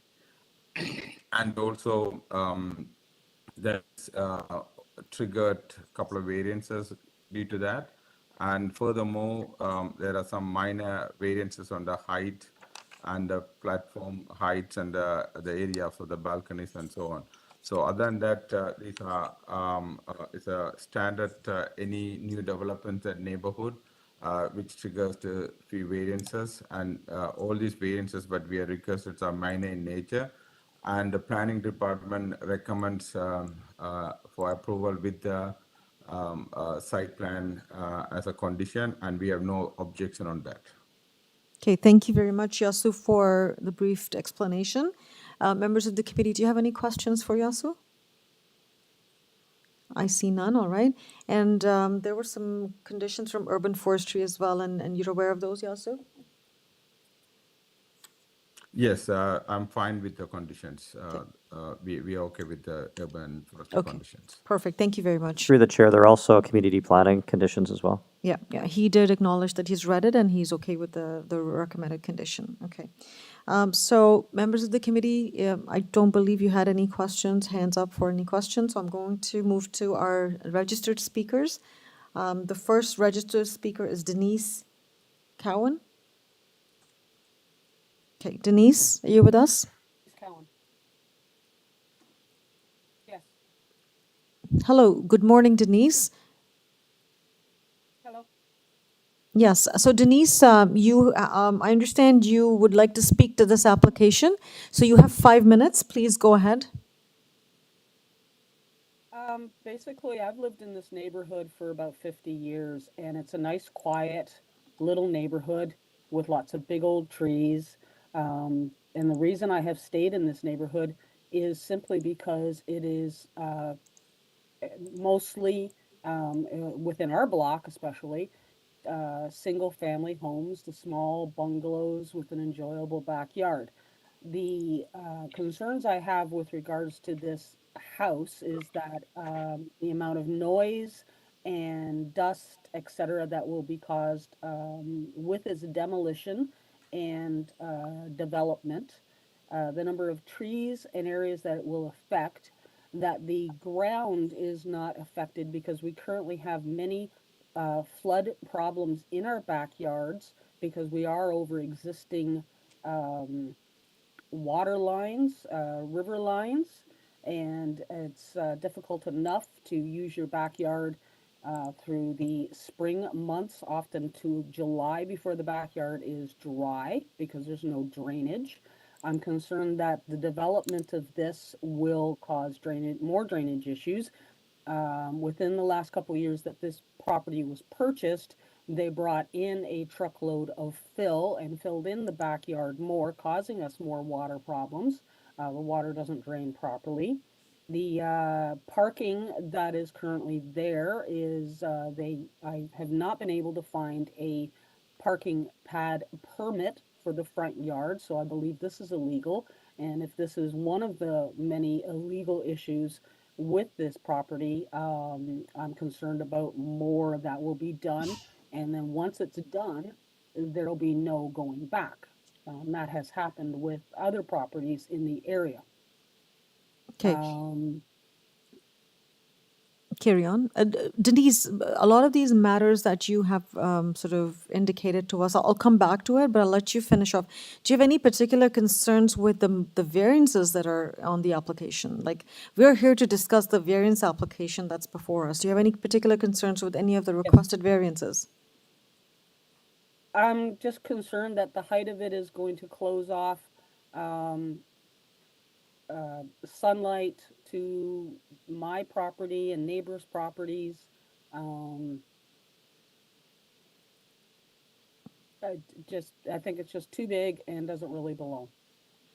Okay, so the permitted height, as of right, permitted height of the building is 9 meters. So even yourself today can go in and put a building of 9 meters in height. What is the request is for 9.63. So you're looking at additional 2 feet, and you still think that that would be a problem? Yes. Okay. All right, I hear you. Any further comments before I respond to your questions? No. Okay, so Denise, first of all, you've listed a few things which are, I think they're good as residents and as neighbors. You definitely or should have and then have concerns about these things. So dust and noise and floods and the parking pad permit. So I would say that the dust and noise matters are not under the purview of this committee. Should that become a problem in the future, I think there would be, you could certainly contact the city and discuss your concerns if that becomes a problem, but that's not something that we can help you with today. Trees, definitely, we'll look into it, and this application has been reviewed by Urban Forestry, and they have provided certain comments, and they have some feedback that they've provided to us, and there's certain requirements that the applicant would have to agree with. The floods relates to stormwater and drainage. Again, these are not matters within the purview of this committee, but in a nutshell, what I can tell you is that when the building permit is applied for, every effort is taken to ensure that there's no adverse impact on adjacent properties and lands as a result of any proposed development. So when this application goes to building department, they will ensure that the grades are met and the drainage patterns do not affect the adjacent properties. Flooding, I can't help you. I mean, that's again, that's all part of the application. But if flooding is a general concern within the neighborhood in totality, that's something that I can't help you with. Parking pad permit, again, that's not under the purview of my committee here. We are limited to what we can. So what we can to help you out with is the variances, and you have indicated that you have concerns with the proposed height of the building. So thank you very much for your time, members of the committee. Do you have any questions for Denise? Okay, I see none. Thank you, Denise, for taking the time to speak with us. We'll request the applicant to provide a response once we get back to him today. Thank you. Can we move? Thank you for. Sorry, go ahead. Thank you for letting me make comments. Of course. Thank you very much for taking the time to come to speak with us. Moving on to our next neighbor, Catherine Andrews and Glenn Dixon. Okay. So Catherine and Glenn, are you with us?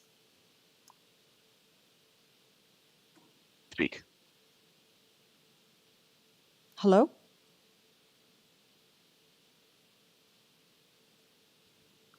Sorry, Glenn is in his office, so I don't know if he's able to, he is listening. Okay, so this is Catherine. Thank you. Good morning, Catherine. Thank you for coming in. Please go ahead and let us know what your concerns are with the application. Pretty much the concern I have is I am directly beside the proposed dwelling. I'm concerned about things that you've obviously answered already that you are not able to have in your control. So I speak to the effect it might have on my property value, as well as the ponding in the backyards. I guess my biggest thing, and the one thing that you probably can help me with, I strongly oppose the destruction and rebuild of this. And I know that you cannot help us with that. You've made that quite clear. So I guess the only thing that you can help me with at this point is the proposal to remove my tree, which is on my property. And I cannot allow that to happen. They've removed 12 trees in their backyard already, never replaced another one. And I believe that that's supposed to be mandated. If you remove a mature tree, 3 are supposed to be planted in its place. So very concerned about that. I'm concerned about dust. I'm concerned about noise. I'm concerned about the, like I said, effect of my property value. Plus, if this construction goes more than a year, which I'm quite sure it will, how is this going to affect me when I can't open my windows? Got to have the air conditioning on all the time. And that's extra expense to me. So I know that you are not the committee that can do this. Obviously, the plan has been made, but just wanted to tell you that I do strongly object to it. And there are other houses going up in the neighborhood which are causing other neighbors a great amount of distress. So you've got my comments in writing. So that's pretty much all I can say at this point, is I'm very concerned about my tree. Understood. No, I totally hear you, Catherine, and thank you for your for taking the time to speak with us. Again, I'm glad you sort of were listening in. And yes, there's certain things that I can't help you with, or the committee can't help you with, which is not under our jurisdiction when it comes to construction and dust and traffic issues. But what we can certainly help you with is, which forms part of the application itself. So the variances, like, the former speaker had concerns with the proposed height. And the one that you've raised, the tree, that's absolutely within our jurisdiction, and we can get some more clarification. I do see on the plan that there is a tree, which again, we'll get confirmation from the applicant, that appears to be on your property, but it may not be on your property. Is this the tree that's right on the property line on the south side? Yeah. Yeah. Yes, but the roots are on our side. I mean, if they have to cut what overhangs into their property, I completely understand that. But that is pretty much the only tree we have left at this point from all the ones that were removed. I object to the width and the height. If we have variances put in place and we constantly want to override them, then why are the variances in place to begin with? Why don't we just build these mega structures wherever we want? So I do have a concern that it's going to encroach on my property. So yes, the height and the width and the depth, the entire cube of the structure concerns me. Okay, all right. Thank you very much for clarifying that. So points noted, you have concerns with the tree removal on your property, and then you have concerns with the length and the proposed depth and the height of the building. Okay, thank you very much. Members of the committee, do you have any questions of Catherine? I see none. All right, thank you very much. We'll go on to speak with our next neighbor, Dennis John McCabe. Dennis is not with us. I note that staff has checked and Dennis is not online with us. We move on to speak with Barbara Diane McCabe. Okay. So Barbara Diane McCabe is also not online with us.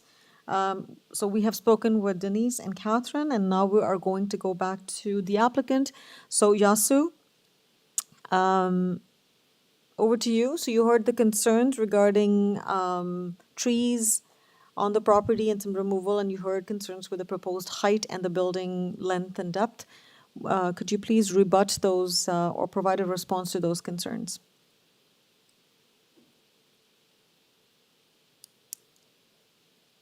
Hello, Yasu, are you with us?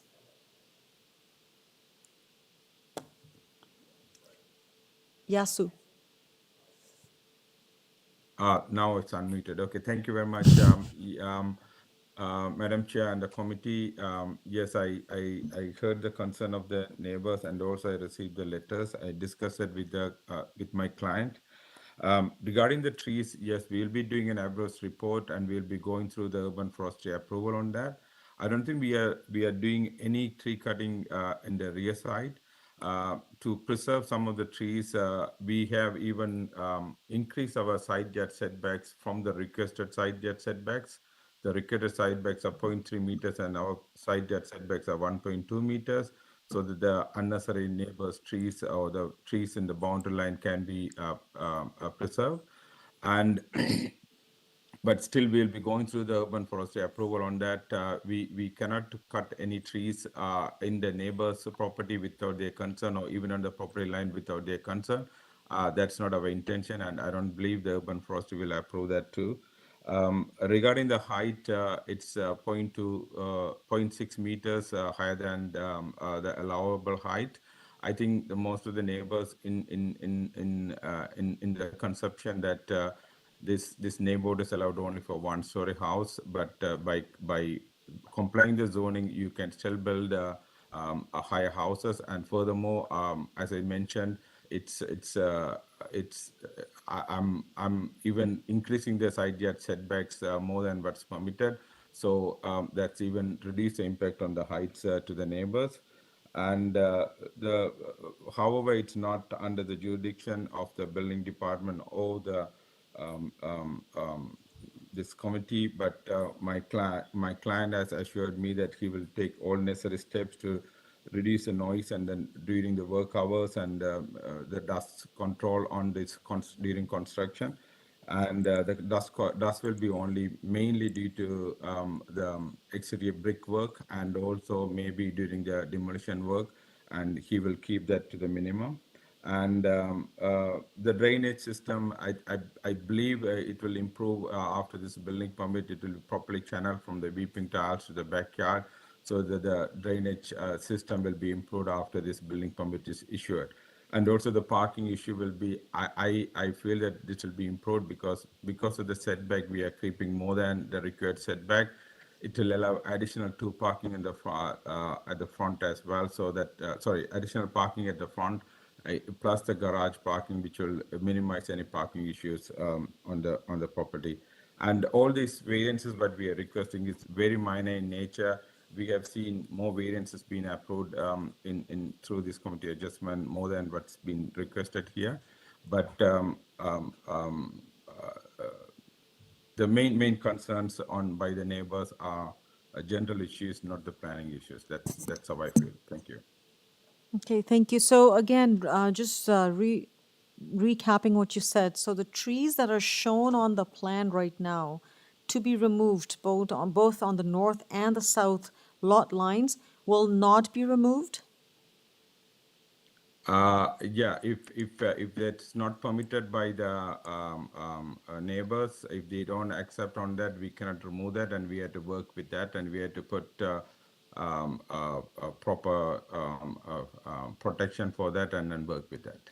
Okay, so yeah, because what throws me off in particular is that when you say existing tree needs to be removed, so that could be a little, can cause some unnecessary discussion. So again, just as a caution, I would say, until it's approved and until it's done, especially when you're talking about trees on adjacent properties, I don't think those labels should be put on the plan, because one doesn't have an approval.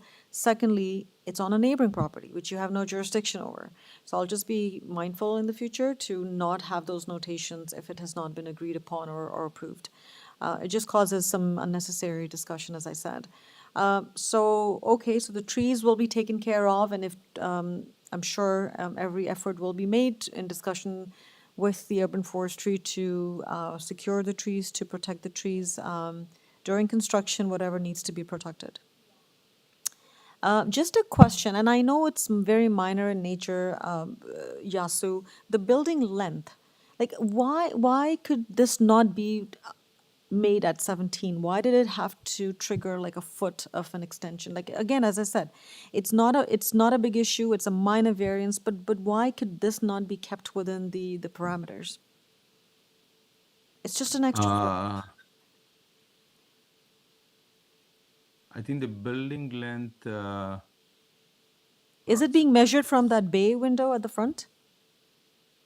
Yeah, that's where we got off on that. So originally designed, we thought it's not, but when the zoning exception notice we received it is, so that's why it's triggering. Otherwise, we would have avoided that. Okay. But other than that, it is within the parameters. I see there's a notation of 16.46 from sort of the inside of the bay window, and I think with the bays being extended, I think that may be triggering. So that makes me a little comfortable. But again, and then this is a message to all. If you can keep within, I mean, a foot, this could be managed within the zoning bylaw, it's always good, because then it's just the optics of it. Yes, Member Macaulay. If you're finished, I have some comments. I'd Yeah, like yeah, to make. please go ahead. Okay. I think this an application. Can we have that plan back on the screen, please? Staff. Thank you. I think it's clear that there is going to be new construction. And this applicant is an applicant well experienced in developing in this area, building new.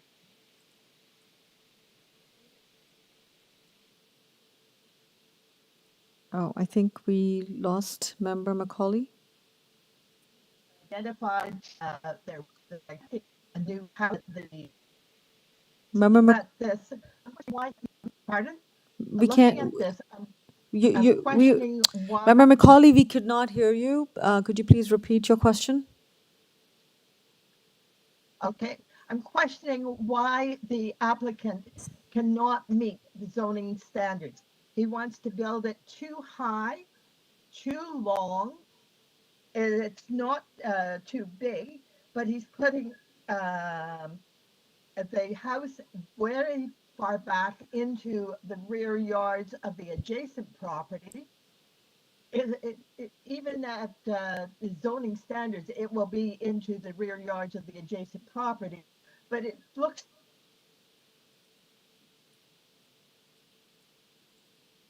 here is being exasperated. The height is being exasperated, the length is being exasperated, the depth is being exasperated, and he wants to have front and rear yard platforms. Okay, Member Macaulay, we're not getting clear. We can't hear you clearly. It was very choppy. So what I gather is you're asking for clarification in terms of the height and the building length and depth. So I can confirm that the extra length of the building is due to that bay window sticking out. Madam Chair, I'm not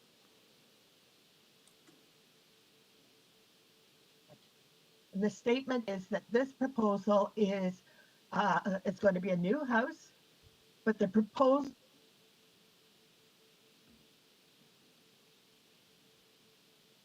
this what the community has called what I would call a monster house. I don't see why the applicant cannot build in accordance with the existing zoning provisions, which will allow him 9 meters height, which will allow him a depth of 17 meters. And I really don't care very much about the platforms one way or the other. Okay, so it was very choppy. Member Macaulay, it was very choppy from your end, so we were able to gather only bits and pieces. You're just questioning why can this not be built according to the zoning bylaw. So I will move over to Yasu. Madam Chair, I think I got a glimpse of her concern.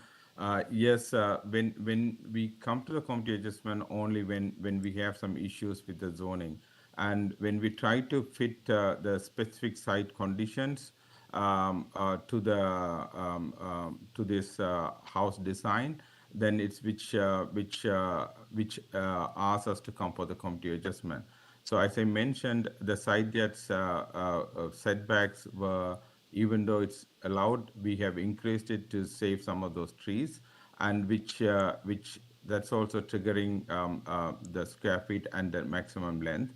And furthermore, the two houses on both sides of the property is very close to the property line. Typically, all these houses by zoning, you need minimum 6.5 meters to both sides, which will push the house back, and then all our building length and building depth and everything measured from that setback lines. So because of these two neighbors' houses are really to the property line, which triggering few of the variances which we had to come. We are not seeking anything on the rear yard setbacks. Our rear yard setbacks allowed is, if you can see that on the line, it's further back, and we are not coming to even close to that. And the front yard setback, like if you can see that that line is there. So even that we have pushing that further, because we wanted to have at least one car park at the front. If both of the houses, the neighbors' houses are further back, some of these variants could be eliminated. And most of these variances are in minor in nature. These are not major variances. Even the number of variances are high, but each variances amounts are minor in nature. Regarding that, some of these measurements are taking front of the building to the back. Even the bay windows are there. That's our calculation error. We could have, yes, we could have avoided that, but now after the zoning, it was identified that it measured from the front of the bay window, which we'll keep in our mind in the next application, and we will not come for those smaller things. You are right. Other than that, the height, we try to do that. We try to make it as flat as possible, but the 0.2 meters, which is 2 feet, 0.6 meters, which is 2 feet exceeding the approved height, and we feel that it's very minor in nature, and that's why we are asking for these variances. Okay, thank you very much, Yasu, for that explanation. I think we've had some good discussion on this. I would like to take the matter into committee. So thanks, everyone, for participating today. Members of the committee, any thoughts, any comments? Just my 2 cents. Yes, a lot of these things could be eliminated, but if you look at the application that's before you, remember we have to run the 4 tests only. That's what we're looking at.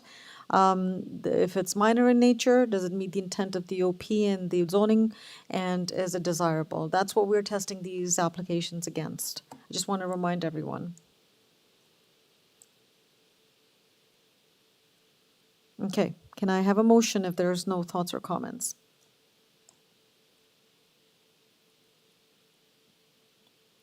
I need a taker.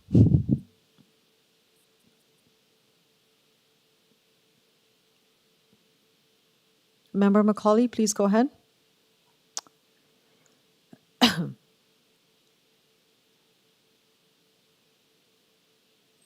If there are no comments from other members of the committee, I put forth a motion to refuse this application in its entirety. I believe that the applicant can meet the zoning bylaw provisions and still build a substantial new house on this property. May I have a seconder, please?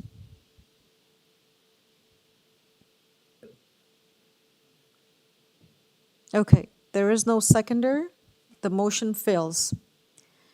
Can I have a motion now?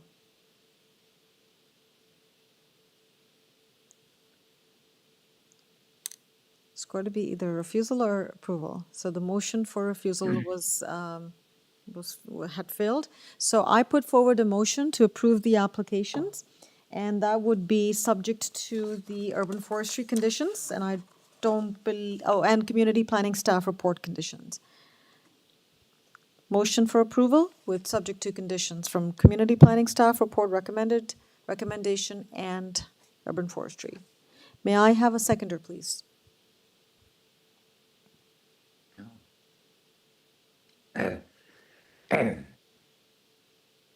Member Gary, please go ahead. Hi, Madam Chair. Yes, Madam Chair. All right, I will second that motion to approve, subject to the urban forestry condition and the community planning condition that the structure is going to be built substantially in accordance with the site plan drawing. Thank you very much. And all in favor of this motion? All opposed? Okay. With the exception of Member Macaulay, the motion was was voted by all. So the motion is carried and the application has been approved, subject to conditions. Thank you.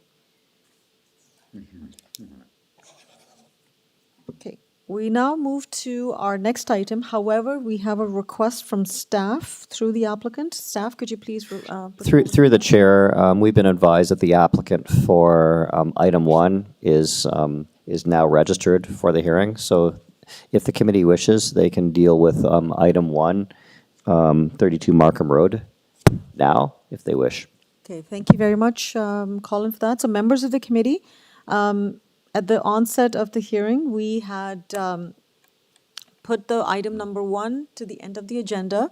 The applicant is back and is available now. Is the committee okay if we bring up item number 1 for discussion now? I just need a show of hands if everyone's okay, and if not, then no. Okay, so member Gary and member Igor are okay, and I'm okay with it as well. So I'm going to request item number 1. We will deliberate item number 1 now. And item number 1 is 32 Markham Road. Can we have the applicant Shenshu Zhang, please? Hello. Good afternoon, Shenshu. Oh, hi, I'm Shenshu. Hi, Shenshu. So, Hello? yes, we can hear you, Shenshu. So, you have 5 minutes. Would you like to make a presentation or would you go straight to the questions? Yeah, I can quickly say something that is an addition, and actually we try to comply all the zoning bylaw, but unfortunately, because of the required setback measured from the central line of the street, and that setback is located at the middle of the existing building, and we have no way to meet that requirement. Actually, only because of that, we have those variances, only one reason. And above the trees on the south side, the arborist has already worked out to protect all the trees on the south side, and the city's urban forestry has already approved it. So now that's all for me, and then I'm ready to answer any questions. Thank you, Shenshu, for that. And just before we proceed, have you read the community planning staff report? Yes. And there's a recommended condition, and you have no concerns with that? No problem. Okay, perfect. Thank you very much. Members of the committee, any questions for Shenshu? You're welcome.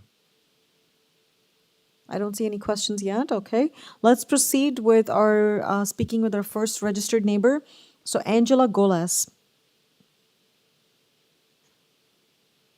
Oh, but she's unmuting. She is not on mute. Hello, Yes. I am here. Can you hear me? Yes, we can hear you, Angela. Can And you hear me? Yes, we can hear you. You go ahead. You have 5 minutes, ma'am. Thank you. I'm here with my husband, Michael Kassar. Yep, hi there. We're both listed. Oh, So perfect. I'll let Michael speak first. Sure. One of our major concerns, obviously, is the variance number 3, which is what the applicant there alluded to. I don't know if you guys have that in front of you, but the maximum permitted building length is 17 meters, and they're proposing something like 22.06 meters, which, in my understanding, is that considered a minor or a major variance? And it's a major concern for us, obviously, for that logical reason. We have other concerns, regarding the fact that it's a 2-story structure that's going to be overlooking our backyard, obviously. And that's sort of an invasion of privacy, especially when you have the installation of the windows on the south wall overlooking our backyard. It also kind of appears that this is not a build upon the existing structure. This is almost like a second house that will obviously overpower our area or in fact our neighborhood in particular, there's no other precedent for such a build on the street. So that's the other concern. And then, of course, I know there's that mention of the tree and the integrity of the tree. We have a silver maple that is around, how long is it? So it's 5 feet in circumference, and it's on our side of the property line. The owner of our neighbor had approached us when we moved in 2 years ago, asking us to take the tree down, and we refused.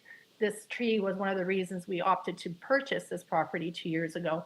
And we understand an arborist came. We were not present when the arborist came. We were not informed there was an arborist coming. We were not informed that they were planning to build a monster home next door to our home. And we received a letter saying that it's being protected. But we're just concerned, like Michael pointed out, that if this tree, I don't think there hasn't been a lot of attempts to sort of respect the integrity of this tree by the neighbors. They wanted us to remove it. And this is this is an indigenous native plant to Ontario. We're trying to restore native plant species on our yard. And so our concern is that in the context of digging, should the tree root system be undermined on their side of the property, as it's a large tree, this not only may endanger the life of the tree, but also undermine its integrity should a strong wind come along, that it would in fact land on our home. So we're just really concerned about the tree itself. I just want to loop back. So since COVID in particular, our backyard is our living room. We bring our family, we bring our friends, and they're not in our home. We're in our backyard because of COVID and all the viruses going around. So this house is essentially going to be entire length of our backyard with windows facing our backyard and basically invading our privacy. We've got our family coming, we've got our friends coming, we live in our backyard. And it's a real concern to have this second house, essentially, a full 16.6 feet, which is 30% over the variance for this, like the allotted length for this house. And it's 2 stories with windows overlooking our backyard. And I will say, when you come up Markham Road, on our side of the road, it's all bungalows. We're all the same. There's like a flavor to the neighborhood. We were all built in around 1957, late 50s. They're sort of ranch style bungalows. And the character of the neighborhood is one of mature trees. Many of our neighbors are in fact doing the opposite of what this proposal is requesting. They're in fact trying to protect our native plant species. We have a very proud conservation effort in this area, in the Bluffs, south of Kingston Road. So this is very concerning, both from a privacy perspective and from an Indigenous wildlife perspective. We've got deer grazing underneath those trees where they're planning to build, and they claim that they will protect it. But all it takes is one oopsie daisy, and this tree could die or fall on our home. So it's a huge concern for us. And also, just in speaking with the neighbors, we're all really concerned about how this will change our neighborhood. I mean, all the new builds, all the additions, all the renovations in the neighborhood on our street have basically been so subtle, you can't even tell that there has been an addition. And this is a marked departure from that. Yeah, okay, thank you. You're done with your time. So just a couple of things for the trees. We will get some confirmation from the applicant as well. But you should know that this application was indeed circulated to urban forestry, and we did not receive comments because I believe, based on what the applicant said, I'll get the confirmation again, that has already been looked at by urban forestry and discussions have happened, but I'll get some clarification on that. We're not expert on trees here. We rely on comments and expert advice from our urban forestry department, so I would defer to them if there's any trees. Then, the entire city is under protection of trees.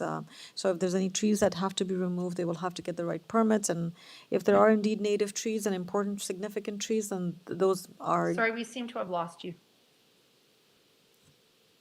Can you hear me now? Yeah, we lost you for a little bit there, but now you seem to have come back. Thank you. Okay, well, thank you very much for letting us know. I'm not sure what happened there, but again, so we'll get the confirmation from the applicant shortly on the trees. Can you hear us? Okay. Yes, can you hear us? Yes, there was a bit of a glitch and I wasn't sure if you were still there. Okay, thank you for taking the time to speak with us. We'll get back to the applicant with some responses. Thank you. Can we have the next neighbor, please? Peter Thachik. Hello, Peter. Good morning, members of the committee. Hi, can you hear me? Yes, I can hear you, sir. Can you hear me? Yes, I can. Can you hear me? Yes, I can hear you. Sir, go ahead. You have 5 minutes. Thank you. Good afternoon, members of committee. My name is Peter Thachuk. My family and I have lived in Scarborough Village for 30 years, and I appreciate the opportunity to address you this morning regarding 32 Markham Road. I am a member of the not-for-profit Incorporated Cliffcrest Scarborough Village Southwest Residents Association's Planning and Development Committee, and I will be addressing the letter of objection submitted under our letterhead and signed by Ellen Burt, and I respectfully ask that it be put on the screen for the committee to see, please. So yes, we'll put it up on the screen and we have it on the agenda and committee members have received it and read it as well. Okay, let us make one thing abundantly clear. We do, as an organization, support growth and development that is both appropriate in maintaining the existing character of the neighborhood and is in accordance with the existing OP and as-of-right zoning bylaws.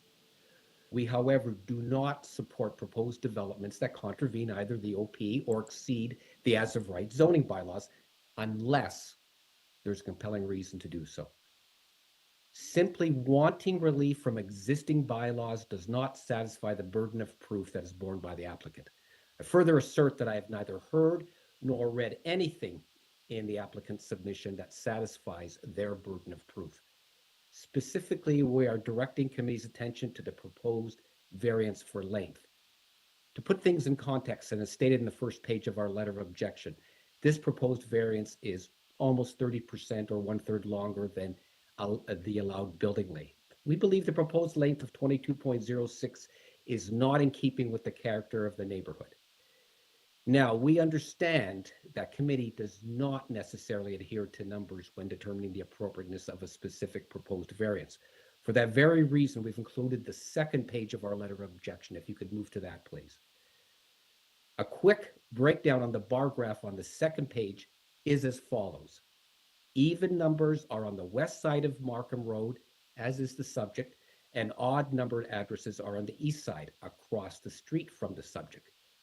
Blue bar graphs are currently existing lengths for single-story buildings on Markham Road, with the exception of the current length for the subject being in green.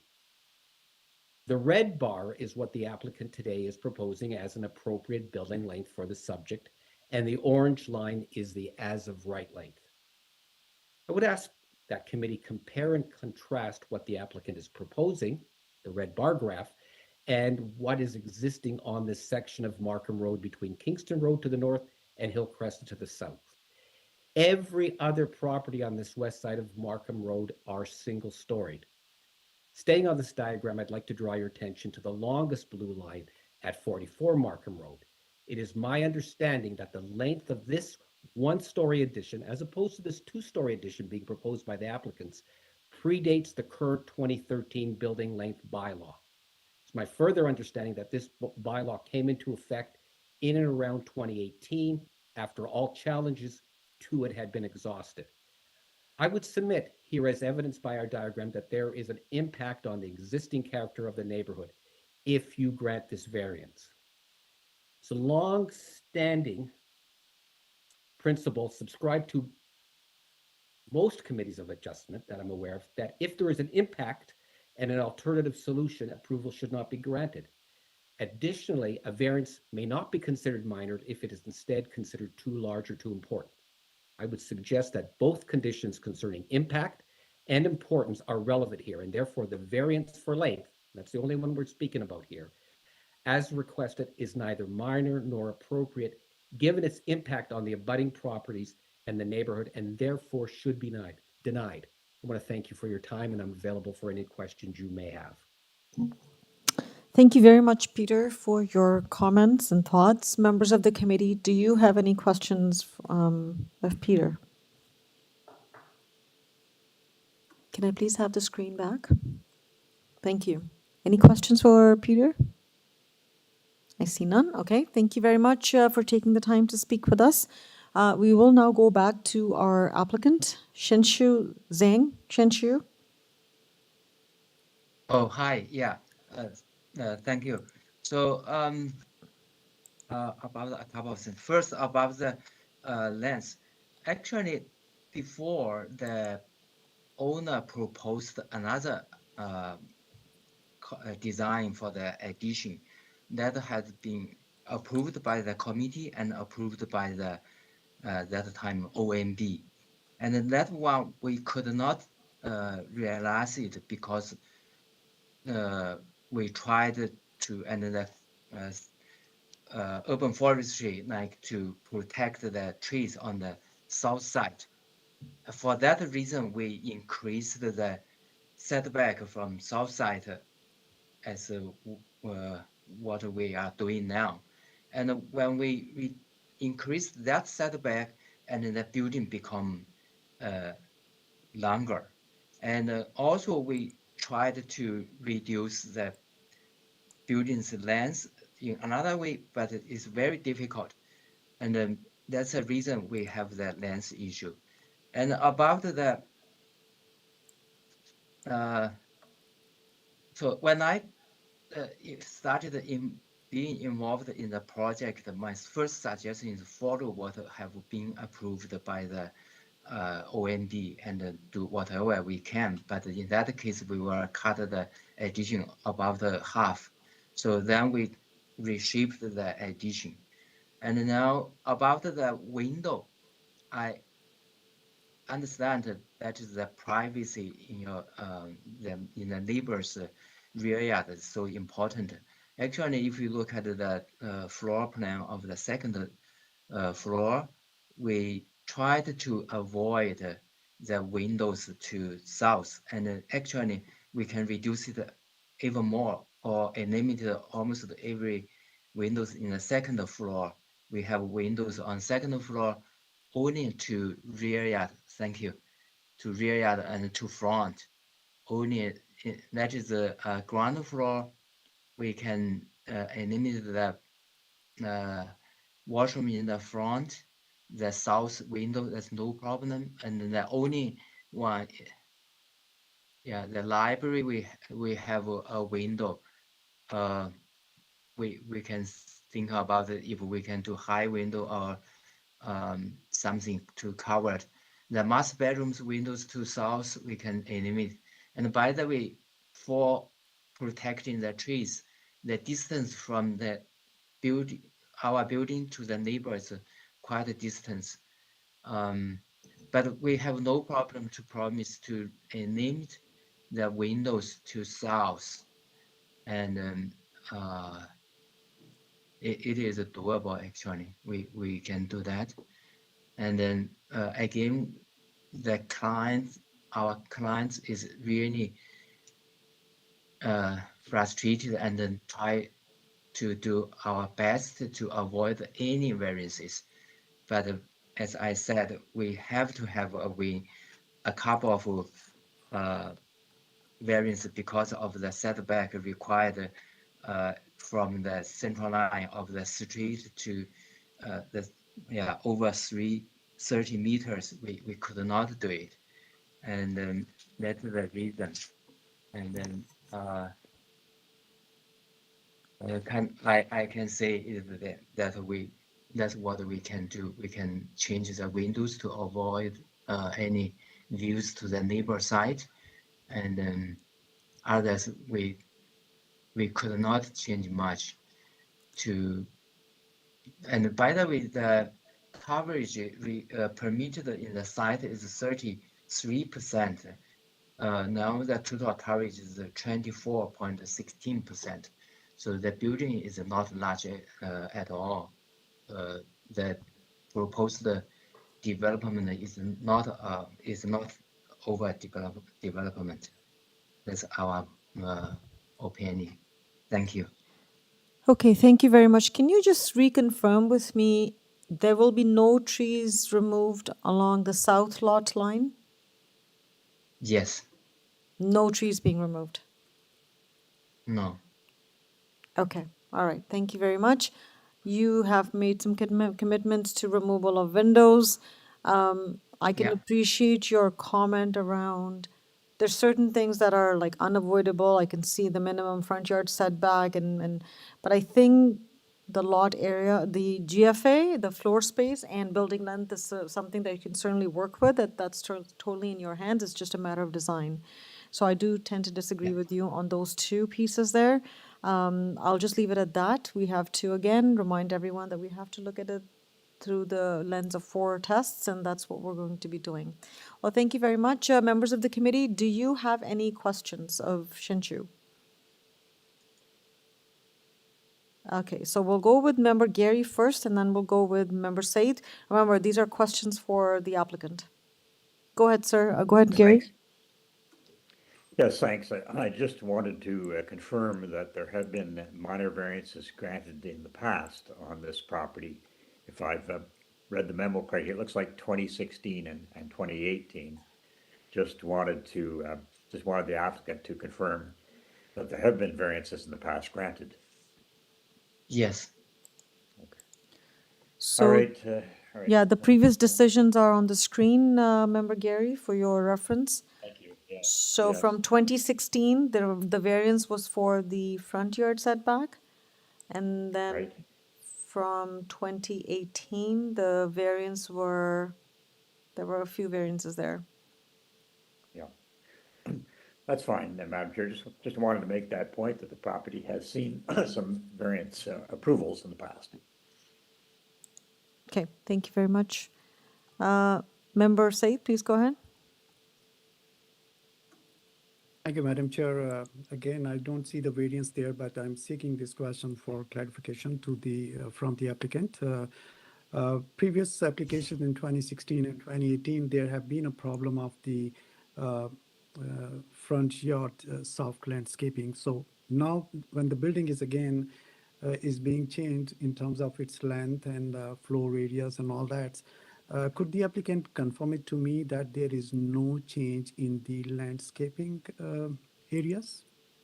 Yes, we changed the front yard landscaping to avoid any variance in the front yard landscaping. Thank you. So what my question was that the variance which is already granted in previous application, it stand there and there is no more changes in that front yard landscaping. That's what Right. that's what I can understand. confirm. Now we change the landscaping and even we don't need the approved variance. The design now is compliant with the zoning bylaw. Okay, thank you very much. Thank you, Madam Chair. Yeah, so to your question, member Said, the previous variances stand in place and there's no variance being requested for any further amendments to that front yard landscaping through this application. Okay, all right. Any further questions, member Macaulay? A question to the applicant. I know there's a variances granted in 2018 and variances granted in 2016. He mentioned that the variances were appealed to the OMB. The information that we have received here with the variances, is that what the OMB approved? Yes. Okay, and which one was it, the 2016 or the 2018 variance that was appealed? 2018 is appealed and approved. And then we could not do as approved because the forestry asked us to protect all the trees. Okay, so I didn't really see that there was a big difference between what was approved in 2018 and what is being asked for now in terms of the building, you're still proposing a very large second dwelling unit on this property, immediately adjacent to the existing much smaller dwelling unit. Is that correct? No, madam, we are not intended to do multi-unit family units. We will have only one kitchen and for designed for one family.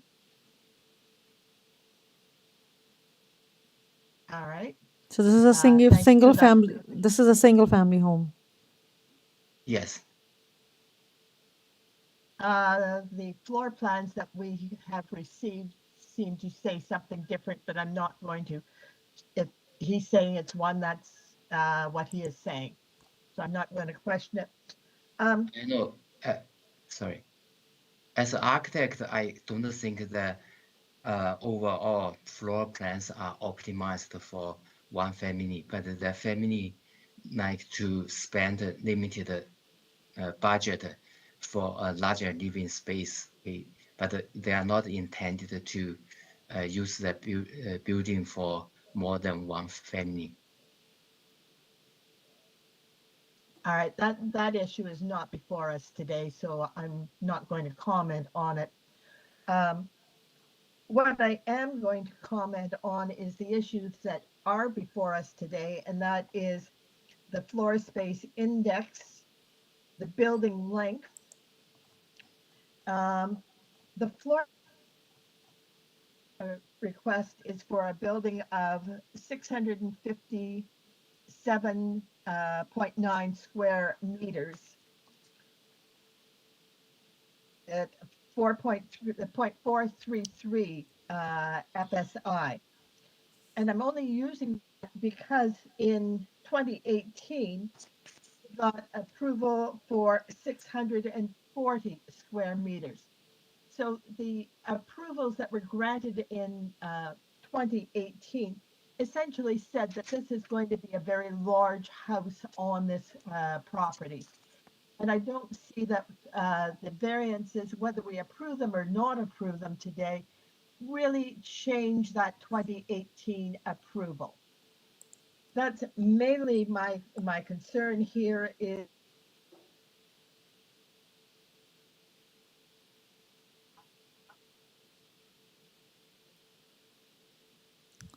We've lost you.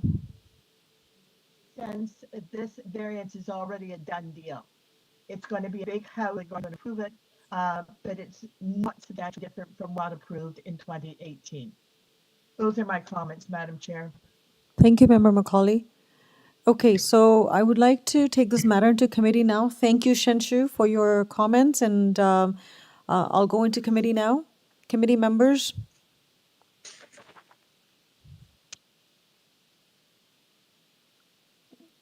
If there are no further comments, then can I please have a motion?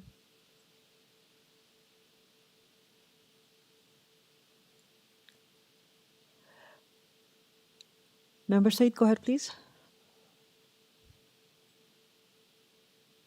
Thank you, Madam Chair. In my opinion, the four variances before the committee, if we just focus on that, these are minor and appropriate. So I put forward motion for approval of item number 1, subject to the community planning staff report recommendations. Yeah, I don't see any urban forestry conditions there. Thank you. May I have a seconder, please?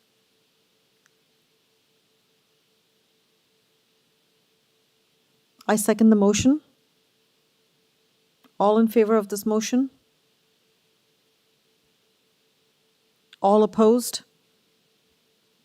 So we have Member Macaulay, Member Gary, and Member Igor opposed the motion. The motion fails. Now, can I have another motion, please?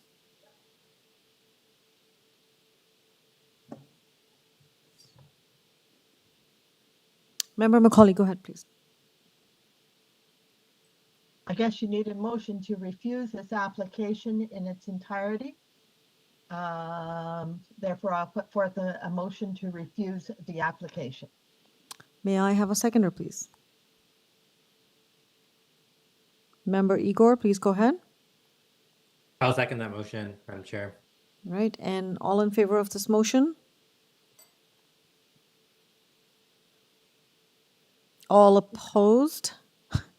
This is not coming well. And member Gary, you have to make a decision. Through the chair, all members need a vote unless there's a declared conflict of interest. I was coming there.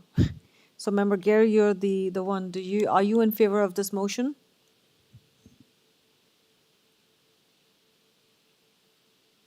Sorry. Well, my concern related to the building lengths, Madam Chair, so I would have pulled them apart. But as I understand then, the motion on the floor now is a refusal of all 4 variances. That is Is correct. that correct? That is correct. Yeah. Okay. All right. I won't support that. I won't support the refusal. All right. Okay, so let me repeat. So member Macaulay put forward a motion for refusal. Member Igor seconded it. And in opposition were member Saith, member Gary, and myself. So the motion fails. Yeah, okay. Okay, so now I put forward a motion.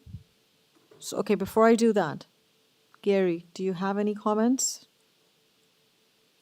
Well, I probably added an additional motion, and that is that I would move approval of items 1, 2, and 4, refusing the 3rd variance. That's where I'm at. So you are proposing the motion would be to approve all variances except the variance number 3. Thank you, Madam Chair. Yes, that's my position. Okay. Is that a position or is that a motion?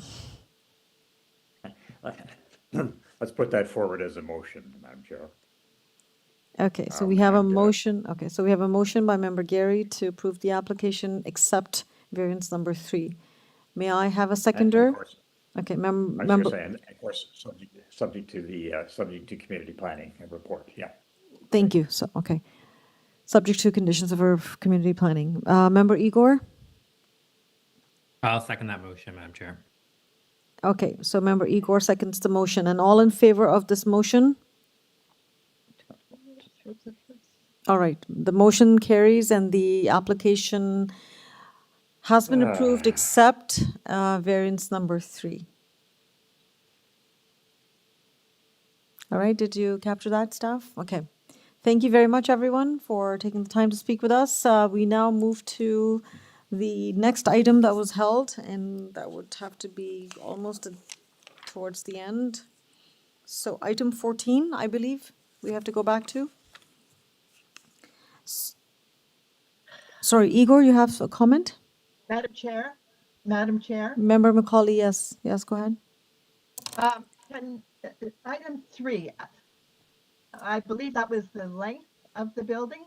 Can I just have that clarification? That is correct. Okay. Thank you. So it's been approved with the exception of the building length, subject to community planning reports, correct? That is correct. Thank you. Okay. Madam Chair. Yes. Just a quick question. I'm just wondering, is it possible to take a 5-minute break just quickly? Sure. Or, Yeah, no problem. Okay. I know we're at the very end, if that's all right. No, that's perfectly fine. I think a 5-minute nature break is definitely in order. So please go ahead. So 5 minutes and we'll be back at 12:50.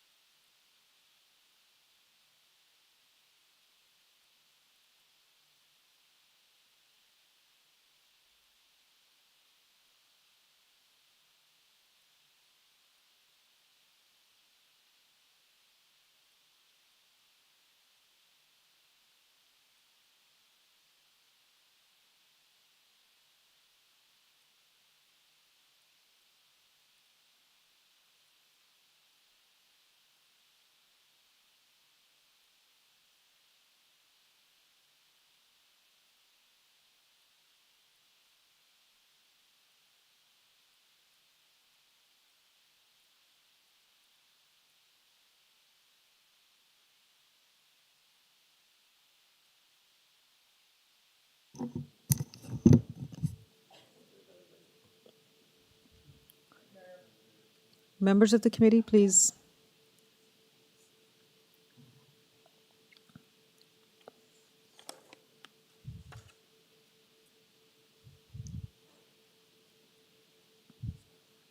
Thank you, I'm back. Thank you very much, members of the committee. And for all those who are listening, thank you for your patience. Welcome back. We will now resume, and our first item would be 36 Tordale Crescent, and that is item 14. 36 Tordale Crescent. Can I please have the applicant Nilofer Sultani? Hello, Nilofer, are you with us? Hi. Hi Yes, there. this is this is Niloufar Sultani from KH Davis Engineering. I'm the designer and agent for the owner of 36 Tordale Crescent. Okay, thank you very much, Nilofer. Nilofer, would you like to make a presentation, or do you want to go straight to questions? I'd rather make a presentation if that's okay. Okay, so you have 5 minutes. Go ahead. Okay.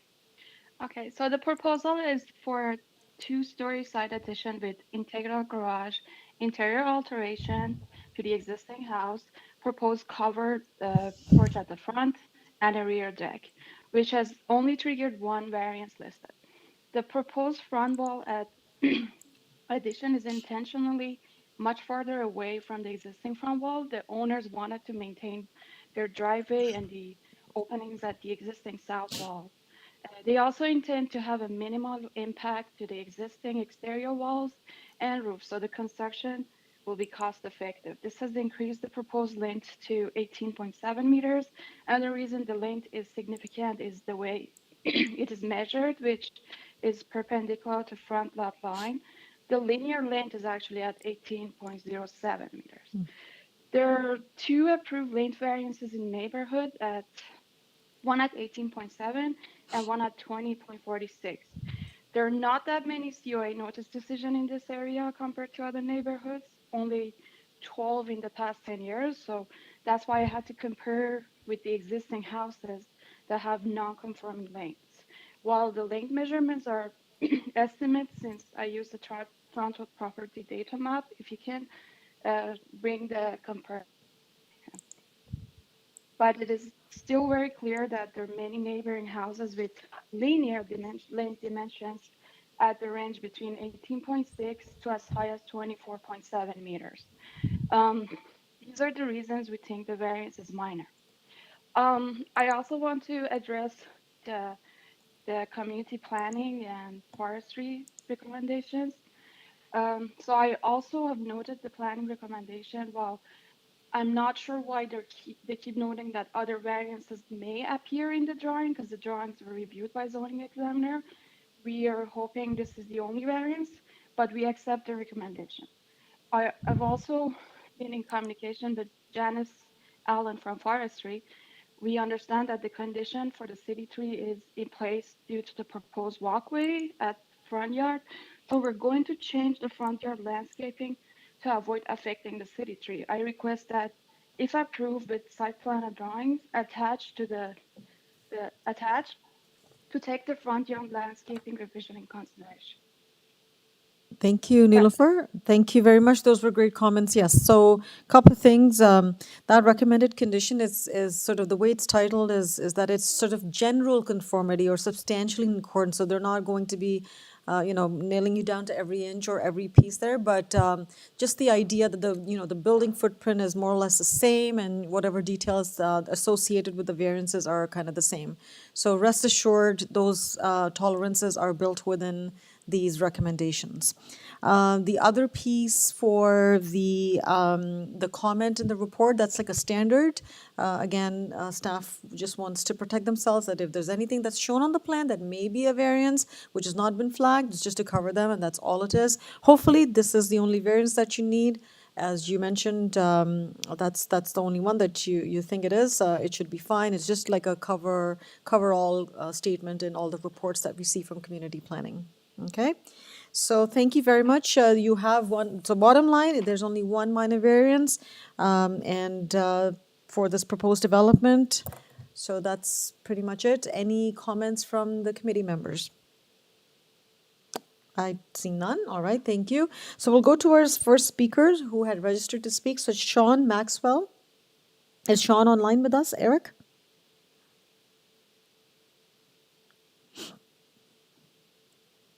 Hello, Sean.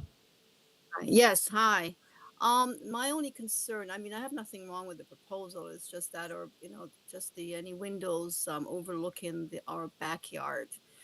Like I said, we enjoy our privacy back there. We've had, build up the, fence around it, which we've got approval, which is more than 6 feet.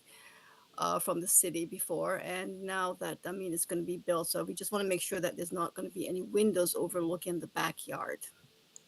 Okay, but you have no concerns with the proposed variance? No, I have nothing. No, that's fine. I'd have no problem with that. Okay, thank you very much, Sean, for confirming that for us. Windows are something that we can certainly get clarification from the applicant, but at the committee level, I can't help you with whether there will be windows or no windows, because sometimes there are requirements of the building code as well. But we can certainly Yeah, I get some know. clarification from the applicant. Yeah, it's just that I just received I just looked at the plan yesterday, and it looks like the windows are going to be really further back. I thought there was going to be like a 2-story building, and but it's just going to be at the back, so it may not have any effect on us. And from what I'm noticing, I'm seeing on the plan, you're kind of further away, like this is an addition on the side, and it's just a Right. different lot configuration. Yeah, so even if there are any, I don't think there would be any impact. It would be no different than the windows that are already there on the existing building. Yeah. Okay. That's I was thinking too. Okay. Okay, thank you very Thanks. much. No, thank you very much for taking the time to speak with us. So going back to Nilofer. Nilofer, are you with us? Yes, if I can elaborate on that. If you show the site plan, the proposed site plan, It's a garage. can you display the site plan so I can Yeah. show where they're? Okay, so you see that tiny number 34, it was really hard to fit it in the drawing.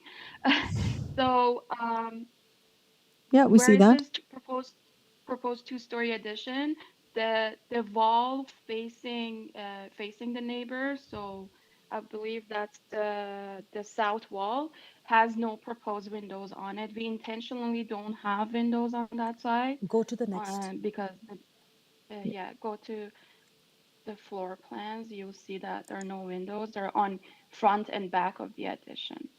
Yeah, so on the floor plan, so this is a On the garage. second floor. Yeah, and then the second floor, Yeah. there's 2 bedrooms and there's no windows facing on that side. Then the No. next slide, yeah. Perfect. Okay, Yeah. thank you very much. Okay, thank you for clarifying that, Nilofer. That brings us to the end of this speaking with the neighbors. Any closing remarks? Because I'm going to go to the committee now. No, thank you. Okay, thanks a lot. Members of the committee, the application before us, there's one variance, very minor in nature, in my opinion, and the neighbor had a legitimate concern, which has been clarified. So I think it's in good shape. Member Igor, please go ahead. Hi, Madam Chair. I'm happy to put forward a motion for approval of Please go ahead. item 14, subject to open forestry conditions and tied to community planning site plan. Thank you. May I have a seconder, please? Member Said, go ahead, please. Thank you, Madam Chair. I second the motion. And all in favor of this motion? The motion is carried, except that I do not see Member Macaulay on the screen, so I'm not sure. Member Macaulay, can you hear us? Okay, so I think we've lost Member Macaulay, but the motion was carried unanimously with the 4 members here. Through the chair, so I think for the record, we will indicate that Anne Macaulay did not vote. Yeah, I think there's a bit of a technical glitch there. Oh, she's back. Through the chair, can you confirm Member confirm. Macaulay's vote, please? Yeah, so Member Macaulay, I don't know if you heard, but we had a motion on the floor to approve with conditions. You in favor of this motion? Yes, okay. Member Macaulay has raised her hand. She is in favor of this motion, so the motion was carried unanimously and the application has been approved, subject to the condition of urban forestry, I believe. Okay. Now going to, and community planning staff report. So going to the next item that was held, and that is item number 17. Item 17, 62 Singleton Road. And can I please have the applicant, or the owner, Adam Usman? Hello, Adam, are you with us?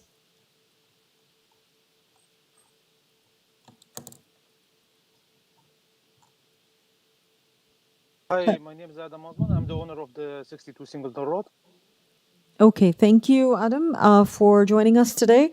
Adam, we have your application before us today, and would you like to provide some comments or go straight to questions?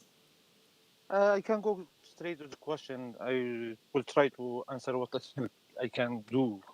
Okay, all right. Thank you very much. So we have two variances on this application, members of the committee and those who are listening. The first one being that the maximum permitted height of the exterior portion of main walls is higher of, so its proposed height for the exterior portion of walls is 7.52, and the other one relates to the driveway width, required 3 I can't read this, so I believe 3.6 3.6, is from the legal, I think is 3.45, and we're gonna do it like a 3.6. The reason what we're going something is to just to line it up with the garage door. So it's only 6 inches, I think. Okay. And the height, we have a very low basement. Actually, it's close to the 8, but with the HVAC boxes and things, is lowering it to the 7 foot. We just trying to make it like a more comfortable to rise just the basement, and that's pushing the building a little bit higher. So. Okay, all right, makes sense. Thank you very much for that clarification, Usman. So let's go to our first speaker. Oh, before I do, members of the committee, any questions? I see none. Okay, let's go to our next first speaker. From 60 Singleton Road, we have Michael Gakos. Good afternoon. Thank you very much for allowing me to speak today. My name is Michael Gakos. I'm at 60 Singleton. I am the neighbor that is immediately south to 62. This is my first time participating in any sort of process like this with the City of Toronto. And when I received the notice in the mail, I was excited at the opportunity to participate and see democracy in action. I commend the chair and the committee for the due process and the transparency that takes place. I'm actually very happy to have sat in here this morning to see how this works. And it was a very interesting process. I have absolutely no concerns at all with the variances that have been proposed. I'm very supportive of this application. Adam is a wonderful neighbor. He's been transparent from the very get-go about how this process works and what the variances are and what they're not. And I came here today to support him. And I think the changes that are taking place in our neighborhood are positive ones. And didn't know how this would look, and I know this is these opportunities to speak are kind of mostly to say no or to be against the process, but perhaps I'm a little bit unique in this in that I want to support it. Well, thank you very Great, much, good. Michael. Yeah, this is excellent. It's very refreshing to hear. We, as you probably noticed, we get a lot of residents with concerns, and that's part of the democracy, right? That's part of citizen engagement. So I appreciate the time that you took to come and support this application and watch us. I appreciate your kind remarks for us.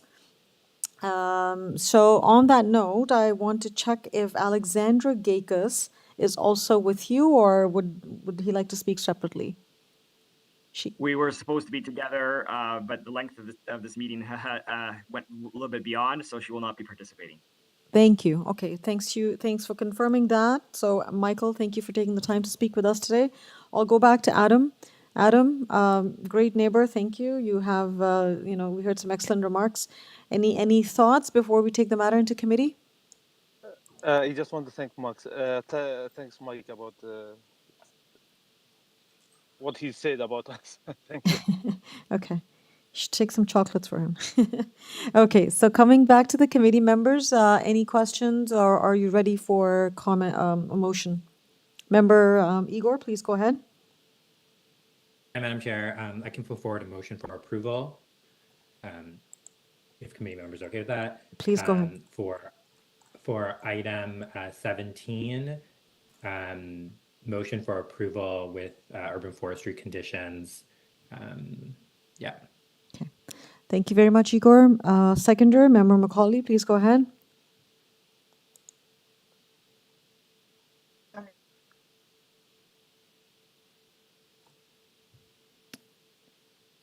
Member Macaulay, we could not hear you. And Member Macaulay has...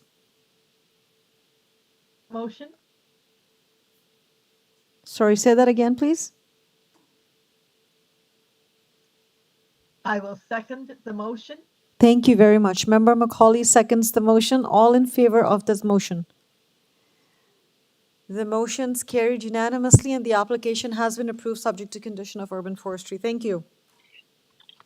Thank you. And we now go to our last item for the day, and that is item number 21, 4100 Gordon Baker Road. Can we please have the applicant, Bruce Hall? Hello, Bruce, are you with us? Yes, I am. Thank you. Good afternoon. Bruce, just want to confirm, would it be yourself or Brandon Simon as well speaking? It will be myself. Okay, perfect. Thank you very much. So Bruce, over to you. Would you like to make a presentation or how would you like to proceed?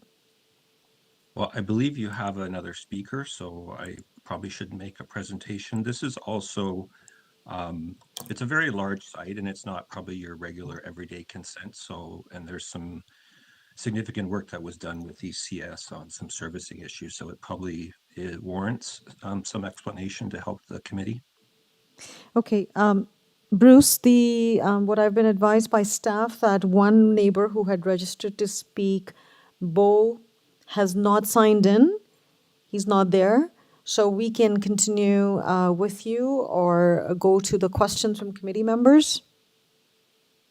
I am totally at your discretion. I'm happy to give a presentation or answer specific questions, whatever is most beneficial to the committee. So let me ask the committee members. Committee members, would you like to have a presentation or do you have any questions prepared for Bruce? Member Said, go ahead. Thank you, Madam Chair. I am open for presentation to hear from the Bruce. And actually, there was a question, and my focus will be on the service plans there about the storm, sanitary, and water main services. There is 3 options in the report for these services, and I would like the speaker to elaborate on that. What are the rationale for these options, and which one is considered to be picked up by the applicant? Certainly. Go ahead, Bruce. You have 5 minutes. So are you able to have my presentation brought up, please? Sure. Give us a second. Kelly's just starting. There you go. Okay, good afternoon. My name is Bruce Hall. I'm a principal with the Planning Partnership, and we're here on behalf of the Bank of Montreal, or BMO, for 4100 Gordon Baker Road. Next slide, please.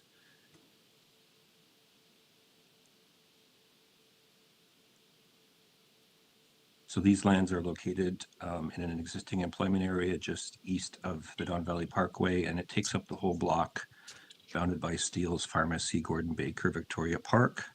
Employment uses are located on 3 sides and a residential community to the east on Pharmacy. Next slide, please. The existing uses on the property are some existing BMO facilities, and it's the north and northwest part of the property that is vacant. Next slide, please. So the properties that were shown to you are 2 existing BMO facilities that support the bank's operation. At the south end is the Scarborough SCC, or Computing Center, Scarborough Computing Center. It's a large data center. And north of that is the IFL, or Institute for Learning, which is a corporate training or event center with overnight accommodations. And then the vacant lands, as noted, are on the north and northwest corner. Next slide, please.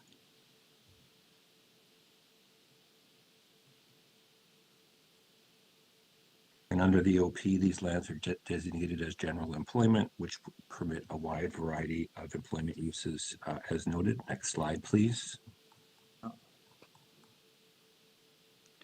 Under the Scarborough Employment Lands District's zoning bylaw, these are zoned as Employment E lands zone, which permits a wide range of uses that are consistent with the OP and the current uses on the site and in the area. Next slide, please. And the reason we're looking at this severance is the lands are significantly underutilized, and the severance will enable them to be better optimized and utilized, particularly on the vacant portions, to create new employment opportunities, which is important in Toronto. BMO intends to intensify and develop the lands themselves. They will do it in partnership with another entity, and the severance would allow them to take ownership of the land separately and to be done separately from the Scarborough Community Computing Center. BMO will retain the southern and service sort of as a singular entity, as well as the city actually created servicing for some properties on the south side of Gordon Baker Road, not owned by BMO, by creating an easement through this property. Mhm. So the easements contain not only the private services for BMO, but as well public services, as I said, which were originally intended to service those properties. ECS supports this severance, but they really want the servicing issue to be resolved, disentangled, the service is decommissioned and relocated in some instances over time as the property develops. So there's a benefit in kind of cleaning things up here, if you like. Next slide, please. And in response to the member's question about the option, the city ECS has really preferred our option number 3, which is to eventually create separate sets of services for both the IFL and vacant lands and the SCC lands. So you can see there's going to be separate services coming from Victoria Park and some water coming from pharmacy. And at the same time as doing this, what the city has asked BMO to do is to take the existing city services, the sewer, the sanitary sewer, which ran through the property, relocate it within the Victoria Park right-of-way and take it down south to service those Gordon Baker properties. BMO has agreed to do this as the property is developed. They're going to do that at their cost. So this will create a situation where it's a benefit to the city and the adjacent business communities because they will have their own independent services, which can be more appropriately and easy accessed now being within the municipal right-of-way. Absolutely. This makes for much cleaner and clearer and preferable arrangement. The city has provided a number of conditions around this, and the approval of the consents would be conditional upon this, including the design and peer review and posting of securities. Okay. And this will be implemented not only through the conditions, but as well as a subsequent consent agreement. Good. Okay. All right. I'm getting really close to being finished. If you could advance this slide. Yeah, we just want to note that the time's up, but I'll give you like another 10, 15 seconds to wrap up. Okay. So just to say here that the zoning complies with all of the standards, we're not looking for any variances, and any further development would similarly have to conform to the zoning as well as go through site plan. And the last slide, and I'll conclude. So to summarize, the proposed severances comply with the Planning Act. They have regard for all matters of provincial interest under 5124, as well as is consistent with section 53(1) and 12. And in my opinion, we are satisfied that a plan of subdivision is not necessary for the orderly development of the property. The city agrees with that. The proposed consents will create new employment opportunities, represent good planning, and are not premature and are in the public interest. Thank you. Thank you very much. Thanks a lot. I appreciate that. Good presentation. Member Saith, are you satisfied now with the, do you have questions or do you need further clarification? This is basically a servicing / cleanup exercise for the lack of a better term. I think it opens up land for further development, as is explained by the applicant. It just puts things in much better order right now. Okay. Thank you. Thank you, Madam Chair. And thank you, Bruce, for your presentation. I will say it's so very professionally made, and you made like many points clear to that. Yes, Thank you. at a point I was reading this report and different options, and I found it that in the very beginning, the BMO was interested in the option number one. Perhaps the reason was the cost effectiveness. It was not to touch anything, and the cost was not involved. But then suddenly, option number three coming, BMO is taking all that cost factor there. But anyway, as Madam Chair mentioned, it's the improvement of the land, and the severance matter is very straightforward. It's very clear, and I am supportive to that. Thank you, Madam Chair. Thank you, Member Said, for that. And if any questions of other members? I see none. Okay, thank you for taking the time to explain. I just want to confirm with you, Bruce, before you leave, you are aware of all the conditions from ECS and That's right. heritage planning comments around archaeological assessment and the standard conditions of consent. Yes, we are aware. Our client is fully supportive of them, and we spent quite a bit of time collaborating on the final wording, so it's come through agreement. Excellent. Okay, thank you very much. So on that note, thank you. I take the matter into committee. Committee members, please go ahead if you're ready with the motion. And I see Member Igor's hand up. Member Igor, go ahead, please. Thank you, Madam Chair.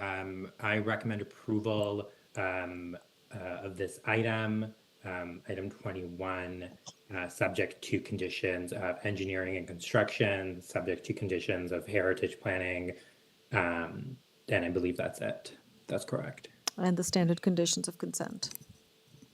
And the standard conditions of consent. Okay, thank you very much. And may I have a seconder, please? Member Said seconds the motion. Go ahead, Member Said. Thank you, Madam Chair. I second the motion. All in favor of this motion? The motion's carried unanimously and the application has been approved. Thank you very much. So that brings us to the end of the agenda for today. I don't believe there are any further items. Staff, are there any other business items? Through the chair, there was one TLAB decision that was order that was issued since the last hearing. It's 399 Rouge Highlands Drive. It was a consent and 2 minor variance applications. It was originally refused by committee and appealed by the owner. The appeals were dismissed by the TLAB, and the decisions from the committee are confirmed. Thank you very much for that information. There are no other businesses. The next date of hearing is December 8th. May I have a motion to adjourn? Oh, any comment? I see none. Motion to adjourn, please. Member Said, go ahead. I move forward motion for adjournment. Okay, all right. I second the motion. All in favor? Motion's carried. The meeting's adjourned. Thanks, everyone, for participating today. See you next month.